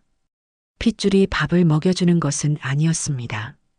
평생을 자식이라는 이름의 굴레에 갇혀 제 모든 것을 희생하고 헌신했지만 제게 돌아온 것은 배신과 탐욕뿐이었습니다. 이제는 그 굴레에서 벗어나 온전히 김숙자라는 제 이름 석자로 살아가야 할 때였습니다. 날이 밝아오기 시작할 무렵 택시는 서울에 진입했습니다. 저는 기사님께 통신사 직영점이 가장 먼저 문을 여는 곳으로 가달라고 부탁했습니다. 통신사 문이 열리기를 기다렸다가 저는 첫 번째 손님으로 들어갔습니다. 그리고는 망설임 없이 말했어요. 전화번호 바꾸려고요. 지금 당장요. 직원은 의아한 표정을 지었지만 이내 제 단호한 태도에 군말 없이 업무를 처리하기 시작했습니다. 수십 년간 써왔던 제 인생의 희로애락이 모두 담겨 있던 번호였습니다. 그 번호를 통해 아들의 첫 울음소리를 들었고 남편의 부고를 전해 들었으며 수많은 인연을 맺고 끊었습니다. 그 번호를 없앤다는 것은 제 과거의 상당 부분을 지워버리는 것과 같은 의미였습니다. 잠시 마음이 흔들렸지만 저는 곧 마음을 다잡았습니다. 새로운 삶을 위해서는 과거와의 단절이 반드시 필요했습니다. 직원이 건네준 새로운 유심칩을 휴대폰에 끼우자 화면에 서비스 없음이라는 문구가 잠시 떴다가 이내 새로운 통신 자로고가 나타났습니다. 그 순간 저는 보이지 않는 족쇄가 풀리는 듯한 해방감을 느꼈습니다. 이제 그들은 더 이상 저를 찾을 수 없을 겁니다. 전화번호를 바꾼 뒤 저는 곧장 박 변호사의 사무실로 향했습니다. 약속 시간보다 조금 일찍 도착했지만 그는 이미 나와 저를 기다리고 있었습니다. 사모님 오셨습니까? 안색이 좋지 않으십니다. 괜찮습니다. 어서 일이나 처리합시다. 저는 박 변호사가 내미는 따뜻한 차를 한 모금 마시고 곧바로 본론으로 들어갔습니다. 그는 밤새 제가 요청한 모든 법적 절차에 대한 서류를 완벽하게 준비해 놓은 상태였습니다. 사모님, 먼저 유언장부터 확인하시겠습니다. 이 유언장은 사모님의 모든 재산을 아드님이 아닌 사모님께서 지정하시는 제3자 또는 사회복지법인에 기부하는 것을 골자로 하고 있습니다. 이렇게 되면 아드님은 유류분 반환 청구 소송을 제기할 수는 있겠지만 그 절차가 매우 복잡하고 시간도 오래 걸립니다. 무엇보다 사모님께서 평소 아드님에게 지속적으로 경제적 지원을 해오셨다는 증거 자료들을 첨부하여 생전 종혈을 통해 이미 유류분 이상의 재산을 받았다고 주장할 겁니다. 승소할 확률이 매우 높습니다. 저는 서류를 꼼꼼히 읽어보았습니다. 제 뜻이 완벽하게 반영되어 있었습니다. 저는 망설임 없이 서명란에 제 이름을 적고 지장을 찍었습니다. 다음은 상가 건물에 대한 신탁 계약서였습니다. 이것은 부동산 관리 신탁 계약서입니다. 이 계약을 체결하시면 건물의 소유권은 형식적으로 신탁회사로 이전됩니다. 하지만 실질적인 모든 권리, 즉 월세를 받거나 건물을 사용하는 등의 모든 수익권은 사모님께서 그대로 가지시게 됩니다. 가장 중요한 것은 이 신탁계약이 유지되는 동안에는 사모님의 동의 없이는 그 누구도, 심지어 사모님 본인조차도 이 건물을 임의로 처분하거나 담보로 제공할 수 없다는 것입니다. 아드님이 어떤 감언이설로 사모님을 속이려 하거나 혹은 위임장을 위조하는 등의 불법적인 행동을 하더라도 이 건물을 빼앗아갈 방법은 원천적으로 차단되는 셈입니다. 완벽한 방어막이었습니다. 저는 이 서류에도 망설임 없이 서명했습니다. 모든 법적 절차를 마치는 데는 1시간도 채 걸리지 않았습니다. 사무실을 나서며 저는 제 인생의 모든 짐을 내려놓은 듯한 가뿐함을 느꼈습니다. 이제 저는 그 어떤 외부의 위협으로부터도 안전했습니다. 제 재산도 제 남은 인생도 온전히 제 것이 된 것입니다. 집으로 돌아온 저는 가장 먼저 굳게 닫혀있던 모든 창문을 활짝 열었습니다. 신선한 공기가 집 안으로 밀려 들어오며 지난 며칠간 쌓여있던 퀴퀴하고 무거운 공기를 밀어냈습니다. 저는 오랫동안 사용하지 않았던 오디오의 전원을 켜고 제가 가장 좋아하는 클래식 음악을 크게 틀었습니다. 집 안가득 울려 퍼지는 아름다운 선율을 들으며 저는 소파에 깊숙이 몸을 묻었습니다. 아마 지금쯤 그들은 잠에서 깨어나 제가 사라진 사실을 알게 되었을 겁니다. 그리고 테이블 위에 놓인 메모지를 발견했겠지요. 제가 남긴 메모의 내용은 아주 간단했습니다. 남은 휴가 즐겁게들 보내려무나. 리조트 비용은 너희가 알아서 정산하렴. 엄마가 그 메모를 읽었을 때 그들의 표정이 어땠을지 상상하니 저도 모르게 웃음이 나왔습니다. 아마 처음에는 당황했다가 이내 분노하고 결국에는 눈앞에 닥친 수백만 원의 리조트 비용 때문에 서로를 탓하며 꼴사납게 싸우고 있겠지요. 그 모든 혼란과 다툼의 현장에 제가 없다는 사실이 저를 더없이 행복하게 만들었습니다. 저는 이제 더 이상 그들의 감정 쓰레기통이 되어줄 필요가 없었습니다. 제 인생의 운전대는 이제 온전히 제 손에 쥐어져 있었습니다. 어디로 갈지, 언제 멈출지 모든 것을 제 스스로 결정할 수 있는 완벽한 자유. 저는 그 자유를 만끽하며 앞으로 펼쳐질 제2의 인생을 조용히 그리고 설레는 마음으로 그려보기 시작했습니다. 제 예상은 한치의 오차도 없이 정확하게 들어맞았습니다. 훗날 제가 사돈 부부와 같은 동네에 살던 지인을 통해 전해 들은 이야기는 한편의 코미디나 다름없었습니다. 그날 아침 제가 끓여주겠다던 특별한 해장국을 기대하며 늦잠을 자고 일어난 그들은 텅 빈 제 방과 덩그러니 남겨진 짐들을 보고서야 상황의 심각성을 깨달았다고 합니다. 처음에는 제가 아침 산책이라도 나간 줄 알았지만 아무리 기다려도 돌아오지 않고 전화기는 꺼져 있다는 안내만 반복되자 불안감에 휩싸이기 시작했습니다. 그러다 거실 테이블 위에 놓인 제 메모지를 발견한 며느리가 비명을 지르듯 그것을 읽었고 빌라 안은 순식간에 아수라장이 되었습니다. 어머니가 우리 버리고 그냥 가셨어. 리조트 비용은 우리더러 알아서 하래. 며느리의 말에 모두가 충격에 휩싸였습니다. 특히 바깥 사돈은 눈앞의 현실을 믿을 수 없다는 듯 메모지를 빼앗아 몇 번이고 다시 읽었다고 합니다. 그들의 머릿속은 복잡하게 엉키기 시작했습니다. 저에 대한 분노, 앞으로의 계획이 틀어졌다는 것에 대한 불안감, 그리고 당장 눈앞에 닥친 어마어마한 리조트 비용에 대한 공포가 뒤섞여 있었지요. 그들은 체크아웃 시간이 다가오자 어쩔 수 없이 짐을 챙겨 프런트로 향했습니다. 마지막까지 혹시나 제가 미리 계산을 해두었을지도 모른다는 신락 같은 희망을 품고요.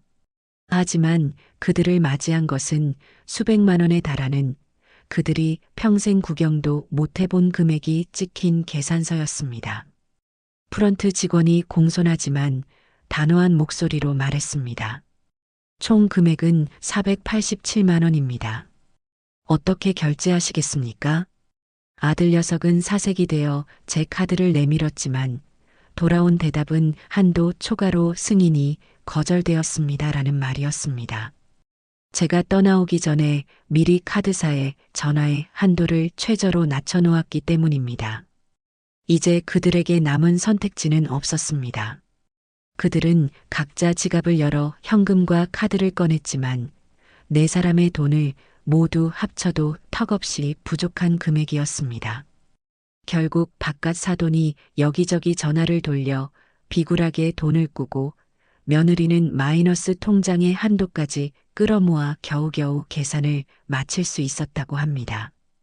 그 과정에서 서로에게 책임을 떠넘기며 고성을 지르고 꼴사납게 싸우는 바람에 다른 투숙객들의 비웃음을 사는 것은 물론 리조트 직원들에게까지 망신을 샀다는군요.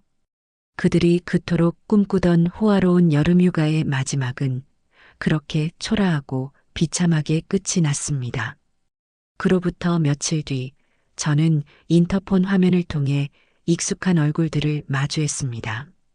잔뜩 수척해진 얼굴의 아들과 분노로 이글거리는 눈의 며느리, 그리고 그 뒤에 안절부절 못하며 서 있는 사돈 부부였습니다. 그들은 뻔뻔하게도 제 집 대문 앞까지 찾아온 것이었습니다. 엄마, 안에 있는 거 다 알아. 문 좀 열어봐. 얘기 좀 해. 아들이 대문을 두드리며 소리쳤습니다. 며느리는 옆에서 더 악에 받친 목소리로 거들었습니다. 어머니, 어떻게 저희한테 이러실 수가 있어요? 저희가 뭘 그렇게 잘못했다고 이렇게까지 하세요? 당장 나오셔서 해명하세요. 저는 소파에 앉아 차를 마시며 그들의 발악을 조용히 지켜보았습니다. 마치 텔레비전 드라마를 보는 것처럼 조금의 감정 동요도 일어나지 않았습니다.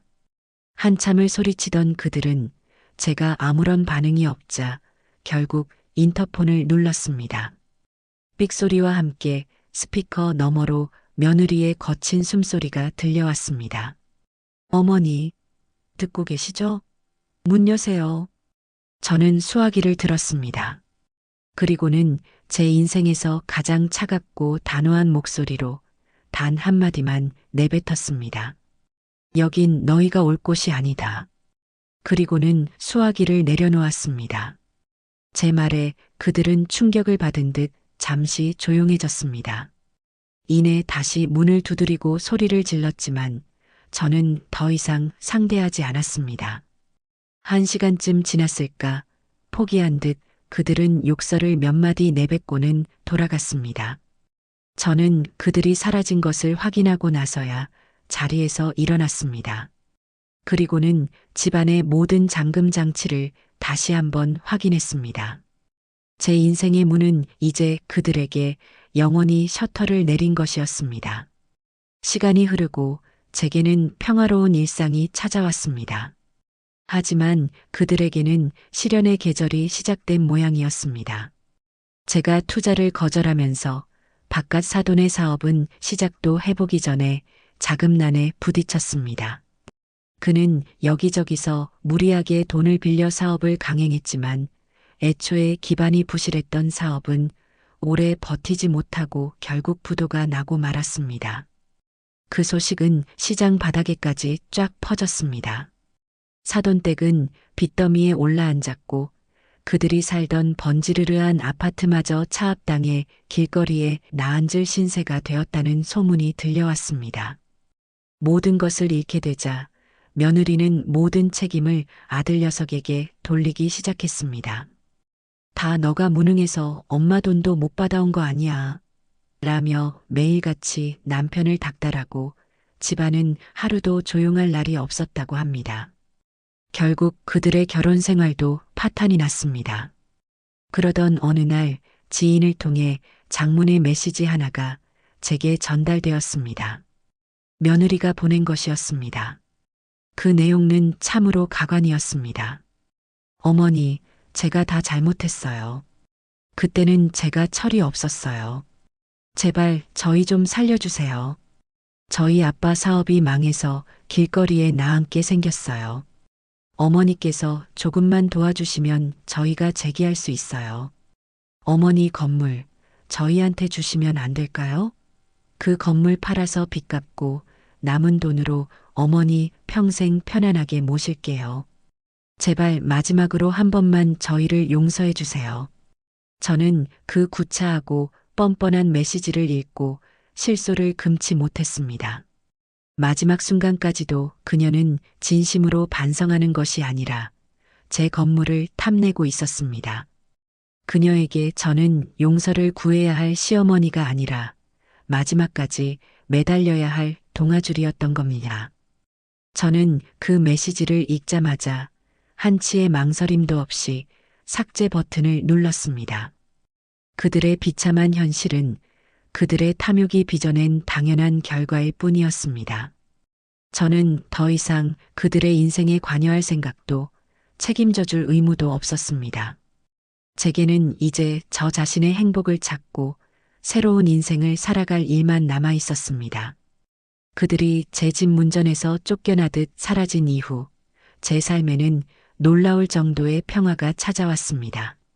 수십 년간 제 어깨를 짓누르던 어머니라는 이름의 무게, 시어머니라는 역할의 굴레에서 벗어나자 세상이 다르게 보이기 시작했어요. 아침에 눈을 뜨면 오늘은 무엇을 할까 설레는 마음으로 하루를 시작했고 밤에 잠자리에 들면 누구에게도 방해받지 않는 깊은 잠을 잘 수 있었습니다. 하지만 제가 온전한 자유를 얻기 위해서는 몇 가지 정리가 더 필요했습니다. 법적, 물리적 단절을 넘어 저를 올가매고 있던 낡은 관계들을 제 손으로 직접 끊어내는 과정이었지요. 그 시작은 친척들과의 관계 정리였습니다. 제가 아들 내외와 연을 끊었다는 소문은 삽시간에 친척들 사이에 퍼져나갔습니다. 아니나 다를까 며칠 뒤 제게 시누이, 그러니까 아들 녀석에게는 고모가 되는 사람에게서 전화가 걸려왔습니다. 바뀐 제 번호를 어떻게 알아냈는지는 아직도 모르겠네요. 새언니, 저예요. 그동안 별일 없으셨어요? 그래, 아가씨. 오랜만이네. 무슨 일이야? 제 무미건조한 목소리에 시누이는 잠시 머뭇거리다가 본론을 꺼냈습니다. 새언니, 제가 소문을 좀 들었는데. 정말이에요? 정말 종민이랑 의절하신 거예요? 소문이 아니라 사실이야. 아니, 새언니, 어떻게 그러실 수가 있어요? 세상에 자식이랑 연을 끊는 부모가 어디 있어요? 종민이가 뭘 그렇게 잘못했다고. 시누이의 목소리는 점점 격앙되었습니다.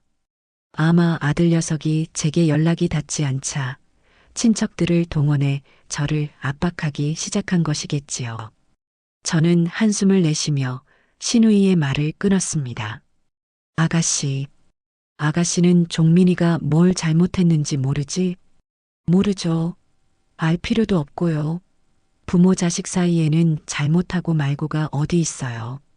다 품어주고 용서해줘야 그게 부모지. 그래. 그럼 아가씨는 아가씨 자식이 아가씨 전 재산을 팔아치워서 재장인 빚 갚는데 쓰겠다고 해도 품어주고 용서해줄 수 있겠네? 제 말에 시누이는 순간 할 말을 잃었습니다. 제가 겪은 일의 전말을 전부 알지는 못했겠지만 제 단호한 목소리에서 무언가 심상치 않은 일이 있었음을 직감한 모양이었습니다. 그게 무슨 자세한 내막까지 아가씨가 알 필요는 없어. 다만 이것 하나만 알아둬. 내가 내린 결정이고 나는 이 결정을 절대 번복할 생각이 없어. 그리고 이건 우리 집안 일이야. 아가씨가 더 이상 이 일에 끼어들어서 왈가왈부하지 않았으면 좋겠네. 만약 앞으로 한 번만 더 이 일로 나를 귀찮게 하면 나는 아가씨랑도 인연을 끊을 생각이야. 내 말 무슨 뜻인지 알겠어? 제 싸늘한 경고에 시누이는 아무 대답도 하지 못했습니다. 저는 잠시 기다려주다가 대답이 없자 그냥 전화를 끊어버렸습니다. 그 전화 이후 저를 찾아오거나 연락하는 친척은 아무도 없었습니다. 그들은 독한 사람이라며 제 뒤에서 수군거렸을지도 모릅니다. 하지만 상관없었습니다. 불필요한 감정 소모와 무의미한 관계에 얽매여 사느니 차라리 독한 사람으로 혼자 사는 편이 100배는 더 행복했으니까요. 인간관계를 정리하고 나니 제게는 온전히 저만을 위한 시간이 주어졌습니다. 저는 그동안 하고 싶었지만 자식을 키우고 가게를 운영하느라 엄두도 내지 못했던 일들을 하나씩 해보기로 마음먹었습니다. 그 첫 번째는 평생의 꿈이었던 세계 일주를 준비하는 것이었습니다. 물론 한 번에 전 세계를 다 돌아볼 수는 없으니 가장 가고 싶었던 곳부터 차근차근 다녀오기로 했지요. 저는 동네에서 가장 큰 여행사를 찾아갔습니다. 두꺼운 여행 책자들이 가득 꽂힌 사무실에 들어서자 젊은 시절의 설렘이 되살아나는 기분이었습니다. 상담 직원은 혼자 여행사를 찾은 제 모습을 보고는 조금 의아해했지만 이내 친절하게 저를 맞았습니다. 손님, 어디 특별히 가고 싶으신 곳이라도 있으신가요? 네, 스페인이요. 플라멩코도 직접 보고 가우디가 지은 건물들도 보고 싶어요. 젊은 시절 텔레비전에서 본 스페인의 정열적인 풍경은 제게 깊은 인상을 남겼습니다. 언젠가 꼭 한번 가보리라 다짐했지만 그 꿈은 팍팍한 현실 속에서 빛바랜 사진처럼 잊혀갔지요. 이제야 그 빛바랜 꿈을 다시 꺼내들 수 있게 된 겁니다. 직원은 제게 여러 가지 스페인 여행 상품을 보여주었습니다.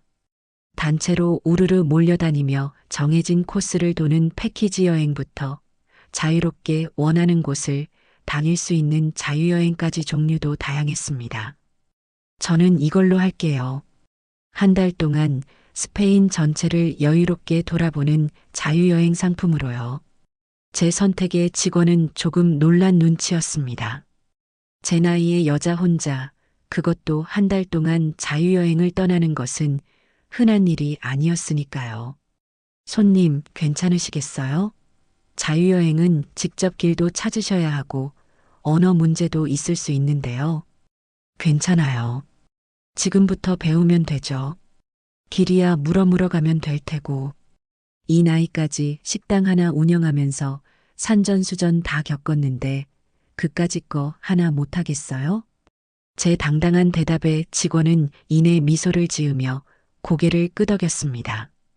저는 그 자리에서 바로 비행기 표와 숙소를 예약했습니다. 집으로 돌아오는 길에 서점에 들러 스페인어 회화책과 여행 가이드북도 여러 권 샀습니다. 그날부터 제 하루는 스페인으로 채워지기 시작했습니다. 아침에는 스페인어 단어를 외우고 오후에는 가이드북을 보며 여행 동선을 짰으며 저녁에는 인터넷으로 스페인 관련 다큐멘터리를 찾아보았습니다. 아들과 며느리에게 얽매여 살았던 지난 세월이 까마득하게 느껴질 만큼 하루하루가 새롭고 즐거웠습니다. 그러던 어느 날 저는 우연히 지역 신문에서 보육원 아이들을 위해 식사 봉사를 할 자원봉사자를 구한다는 작은 광고를 보게 되었습니다. 그 순간 제 머릿속에 번개처럼 스치는 생각이 있었습니다. 평생을 해온 요리. 그것은 제게 생계 수단이자 고단한 노동이었지만 동시에 제가 가장 잘하고 가장 자신 있는 일이기도 했습니다. 제 재능을 좋은 곳에 쓸 수 있다면 그것 또한 새로운 삶의 큰 기쁨이 될 수 있겠다는 생각이 들었어요. 저는 망설임 없이 광고에 적힌 번호로 전화를 걸었습니다. 그리고 며칠 뒤 두근거리는 마음으로 보육원을 찾아갔습니다. 낡고 허름한 건물이었지만 그 안은 아이들의 웃음소리로 가득 차 있었습니다. 원장님은 제 이력을 듣고는 두 손을 잡으며 반가워했습니다. 어머님께서 평생 식당을 하셨다고요? 아이고, 저희에게는 정말 하늘이 내려주신 천사나 다름없으십니다. 그날부터 저는 일주일에 3번 보육원을 찾아 아이들을 위한 식사를 만들기 시작했습니다. 신선한 재료를 제 돈으로 직접 사가고 성장기 아이들의 영양을 고려해 식단을 짰습니다. 제가 만든 음식을 아이들이 맛있게 먹어줄 때마다 저는 전에 느껴보지 못했던 깊은 보람과 행복을 느꼈습니다. 아이들은 처음에는 저를 낯설어 했지만 이내 요리 할머니라 부르며 저를 따르기 시작했습니다. 어느 날은 제가 정성껏 끓인 닭볶음탕을 먹던 한 아이가 제게 다가와 수줍게 말했습니다. 할머니가 해준 밥이 세상에서 제일 맛있어요. 우리 엄마가 해준 밥보다 더요. 그 말을 듣는 순간 제 눈시울이 뜨거워졌습니다. 핏줄로 이어진 제 아들에게서는 단 한 번도 들어보지 못했던 말이었습니다. 피 한 방울 섞이지 않은 이 아이들의 순수한 마음 속에서 저는 진짜 가족의 정이라는 것이 무엇인지를 어렴풋이 깨닫고 있었습니다. 제 재산을 탐내던 아들과 며느리의 가식적인 효도와는 비교할 수 없는 따뜻하고 진실된 마음이었습니다. 저는 아이들의 머리를 쓰다듬어주며 다짐했습니다. 앞으로 남은 인생, 이 아이들을 위해 그리고 나 자신을 위해 살아가겠다고. 더 이상 과거에 얽매여 슬퍼하거나 분노하지 않고 오직 현재의 행복에만 집중하며 살아가겠다고 말입니다. 그것이 바로 제가 찾은 새로운 삶의 방식이었습니다. 제가 스페인 여행 준비와 보육원 봉사활동으로 하루하루를 바쁘고 보람차게 보내고 있는 동안 아들 녀석의 세상은 빠른 속도로 무너져 내리고 있었습니다. 그 소식은 제가 거래하는 부동산의 고 사장을 통해 간간히 들려왔습니다. 고 사장은 강남 일대의 부동산 소식에 헌한 사람이었고 자연스럽게 여러 소문들을 접할 수 있었지요. 사모님, 들으셨습니까? 백서방네 결국 이혼 서류에 도장을 찍었다고 합니다. 어느 날 사무실에 들른 제게 고 사장이 조심스럽게 말을 꺼냈습니다. 저는 찻잔을 든 채 아무 말 없이 그를 쳐다보았습니다. 제 표정에 어떤 변화도 없자 그는 안심하고 말을 이었습니다. 사돈댁 사업이 완전히 망하고 빚더미에 올라앉자 며느님이 남편을 들들 볶기 시작한 모양입니다. 매일같이 너는 무능해서 처가 하나 못 살리냐. 너네 엄마한테 가서 돈이든 건물이든 당장 받아오라고 악을 썼다고 하더군요. 백서방도 처음에는 쩔쩔매다가 나중에는 지쳤는지 이 모든 게 당신네 식구들 탐욕 때문에 시작된 거 아니냐고 맞서면서 매일같이 집안이 전쟁터였다고 합니다. 눈에 선한 풍경이었습니다. 돈이라는 공동의 목표가 사라지자 그들의 관계를 지탱해주던 마지막 끈마저 끊어져 버린 것이지요. 탐욕으로 맺어진 관계의 당연한 끝이었습니다. 결국 며느님이 먼저 이혼하자고 했다더군요. 위자료랑 재산 분할을 요구했는데 백서방 명의로 된 재산이 하나도 없으니 가져갈 것도 없었겠지요. 그렇게 지저분하게 싸우다가 얼마 전에 남남이 되었다고 합니다. 며느님은 지금 빚쟁이들을 피해 친척 집을 전전하고 있다는 소문도 들리고요. 저는 잠자코 차만 마셨습니다. 그들의 파국적인 결말에 대해 저는 어떤 감정도 느끼지 않았습니다. 슬픔도 분노도 심지어 통쾌함도 아니었습니다. 그저 올 것이 왔구나 하는 담담한 마음뿐이었습니다. 그것은 제가 내린 심판이 아니라 그들 스스로가 선택한 결과였으니까요. 그 후로도 몇 달의 시간이 흘렀습니다. 아들에 대한 소식은 더 이상 들려오지 않았습니다. 저 역시 굳이 궁금해하지 않았습니다. 제 인생에서 완전히 지워버린 이름이었으니까요. 스페인으로 떠날 날은 점점 다가오고 있었고 제 마음은 온통 낯선 나라에 대한 기대감으로 부풀어 있었습니다. 그러던 어느 날 저녁이었습니다. 모르는 번호로 장문의 문자 메시지 한 통이 도착했습니다. 스팸 문자려니 하고 지워버리려는데 문장의 첫머리에 쓰인 어머니라는 단어가 제 손가락을 멈추게 했습니다. 심장이 쿵 하고 내려앉는 기분이었습니다. 아들이었습니다. 어머니, 저 종민이에요. 이 번호는 친구 휴대폰을 빌려서 보내는 거예요. 어머니께서 번호를 바꾸셨을 것 같아서요. 잘 지내시는지 궁금합니다. 저는 잠시 숨을 골랐습니다.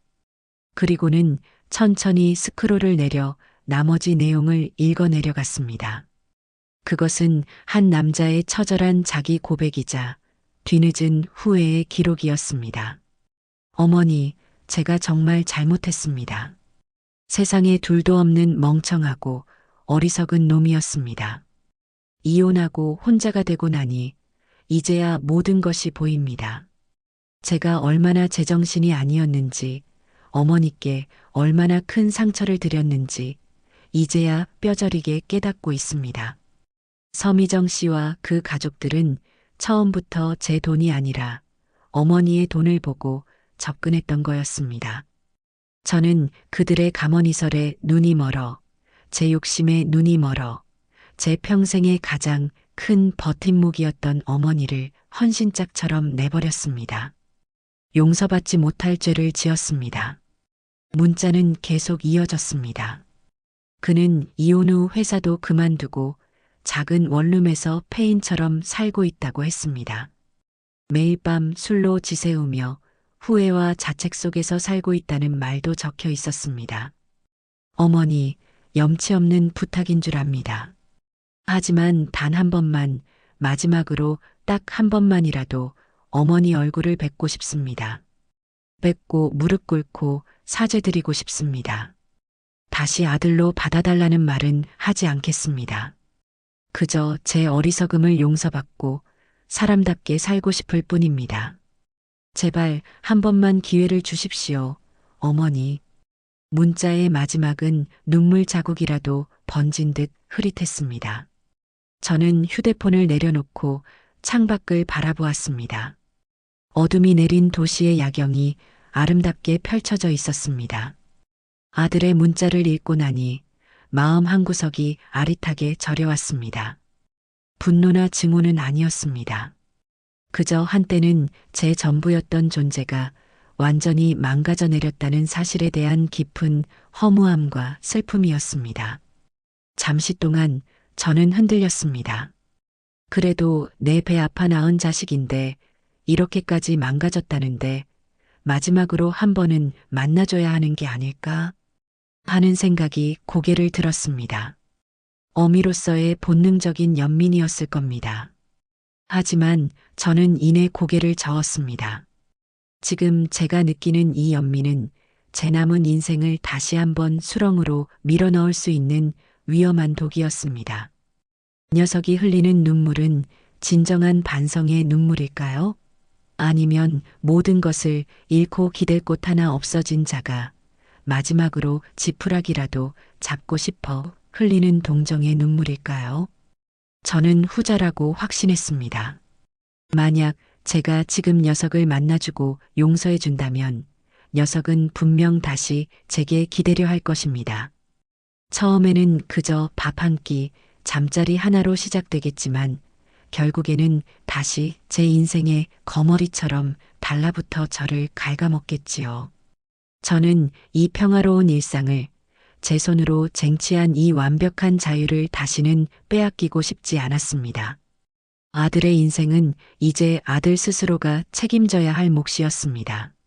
넘어져도 제 힘으로 일어나야 하고 망가졌어도 제 힘으로 다시 자신을 일으켜 세워야 했습니다.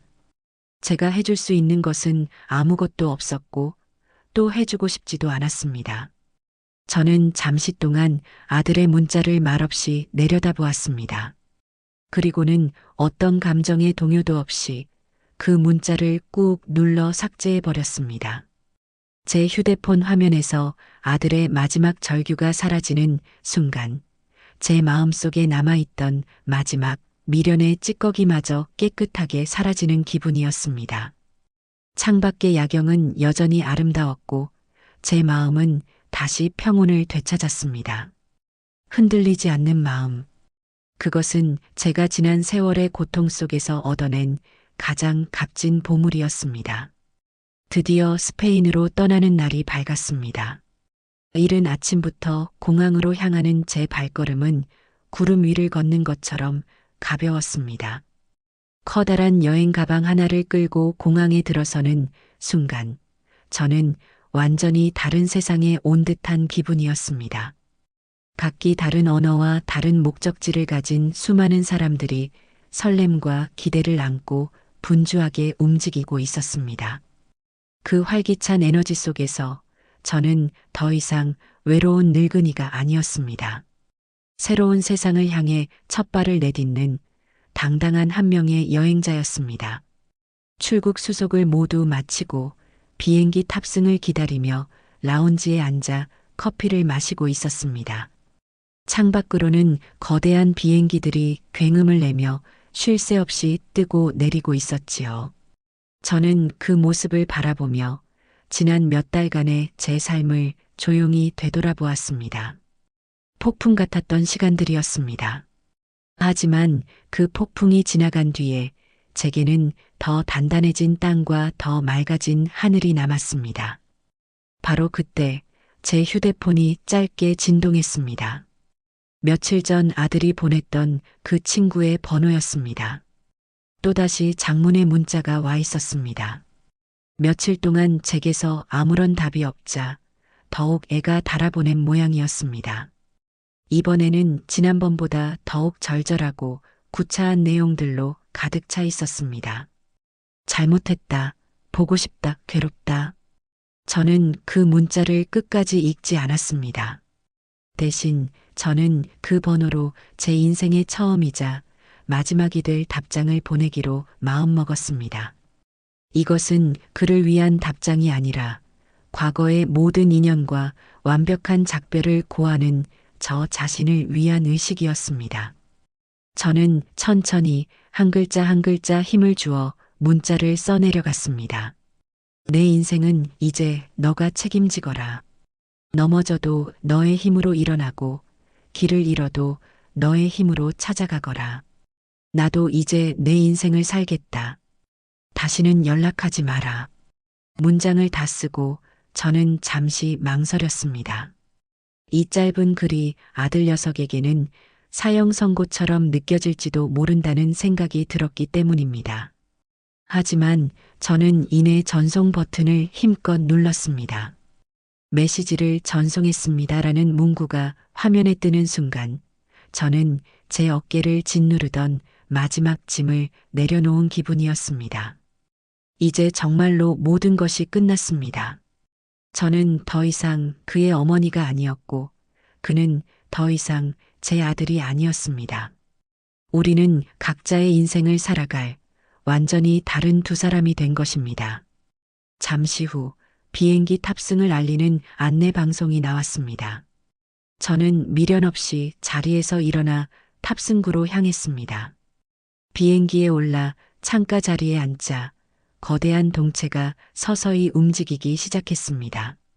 활주로를 달려 힘차게 하늘로 날아오르는 순간 제 발 아래로 펼쳐진 대한민국의 풍경이 점점 작아지는 것을 보며 저는 조용히 눈을 감았습니다. 제 인생의 일막이 그렇게 막을 내리고 있었습니다.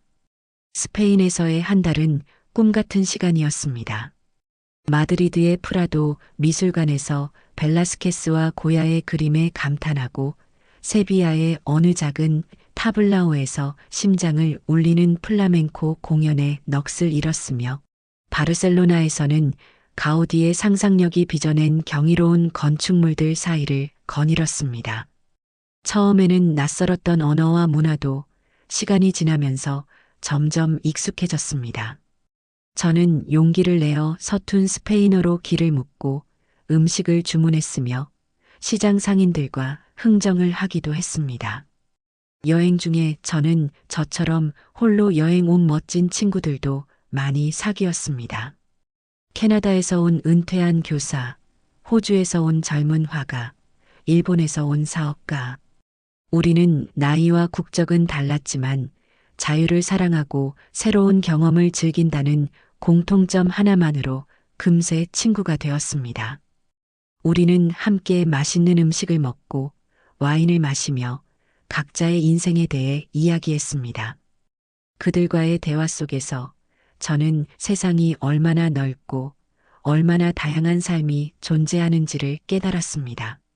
아들과 며느리라는 좁은 울타리 안에 갇혀 살았던 지난날의 제가 우물 안개구리처럼 느껴졌습니다. 한 달의 시간이 흐르고 저는 완전히 새로운 사람이 되어 한국으로 돌아왔습니다. 제 얼굴에는 자신감과 활기가 넘쳤고 제 마음은 세상에 대한 긍정적인 에너지로 가득 차 있었습니다. 저는 돌아오자마자 보육원 봉사활동을 다시 시작했고 다음 여행지를 물색하며 새로운 계획을 세웠습니다. 제 인생은 더 이상 과거에 얽매이지 않고 오직 미래를 향해 나아가고 있었습니다. 어느 날 집으로 돌아오니 우편함에 낡은 편지 한 통이 꽂혀 있었습니다. 발신인 주소는 없었지만 봉투 위에 쓰인 제 이름을 보는 순간 저는 직감적으로 누가 보냈는지를 알 수 있었습니다. 아들이었습니다. 제가 휴대폰 번호를 차단하자 최후의 수단으로 손편지를 보낸 것이겠지요. 저는 잠시 망설이다가 편지를 들고 집으로 들어왔습니다. 그리고 식탁에 앉아 편지를 개봉했습니다. 그 안에는 삐뚤빼뚤한 글씨로 빼곡하게 채워진 그의 절규와 후회가 담겨 있었습니다. 모든 것을 되돌리고 싶다는 단 한 번만이라도 예전으로 돌아가고 싶다는 애원이었습니다. 저는 그 편지를 마지막 문장까지 조용히 다 읽었습니다. 그리고는 아무 말 없이 자리에서 일어나 서재에 있는 문서 세단기로 향했습니다. 저는 조금의 망설임도 없이 아들의 편지를 세단기 입구에 밀어 넣었습니다. 윙 하는 기계음과 함께 그의 절절한 후회가 담긴 편지는 순식간에 가늘고 긴 종이 조각이 되어 제 눈앞에서 사라졌습니다. 저는 잘게 조각난 종이들을 쓰레기통에 털어넣고 창가로 가 제가 아끼는 화초에 물을 주었습니다. 창밖으로는 따스한 가을 햇살이 쏟아져 내리고 있어요. 저는 향긋한 국화차를 한 잔 타서 의자에 앉아 그 햇살을 온몸으로 느꼈습니다. 더 이상 제 마음속에는 어떤 분노도 슬픔도 미련도 남아있지 않습니다. 오직 평온함과 자유, 그리고 앞으로 펼쳐질 제 인생에 대한 설렘만이 가득합니다.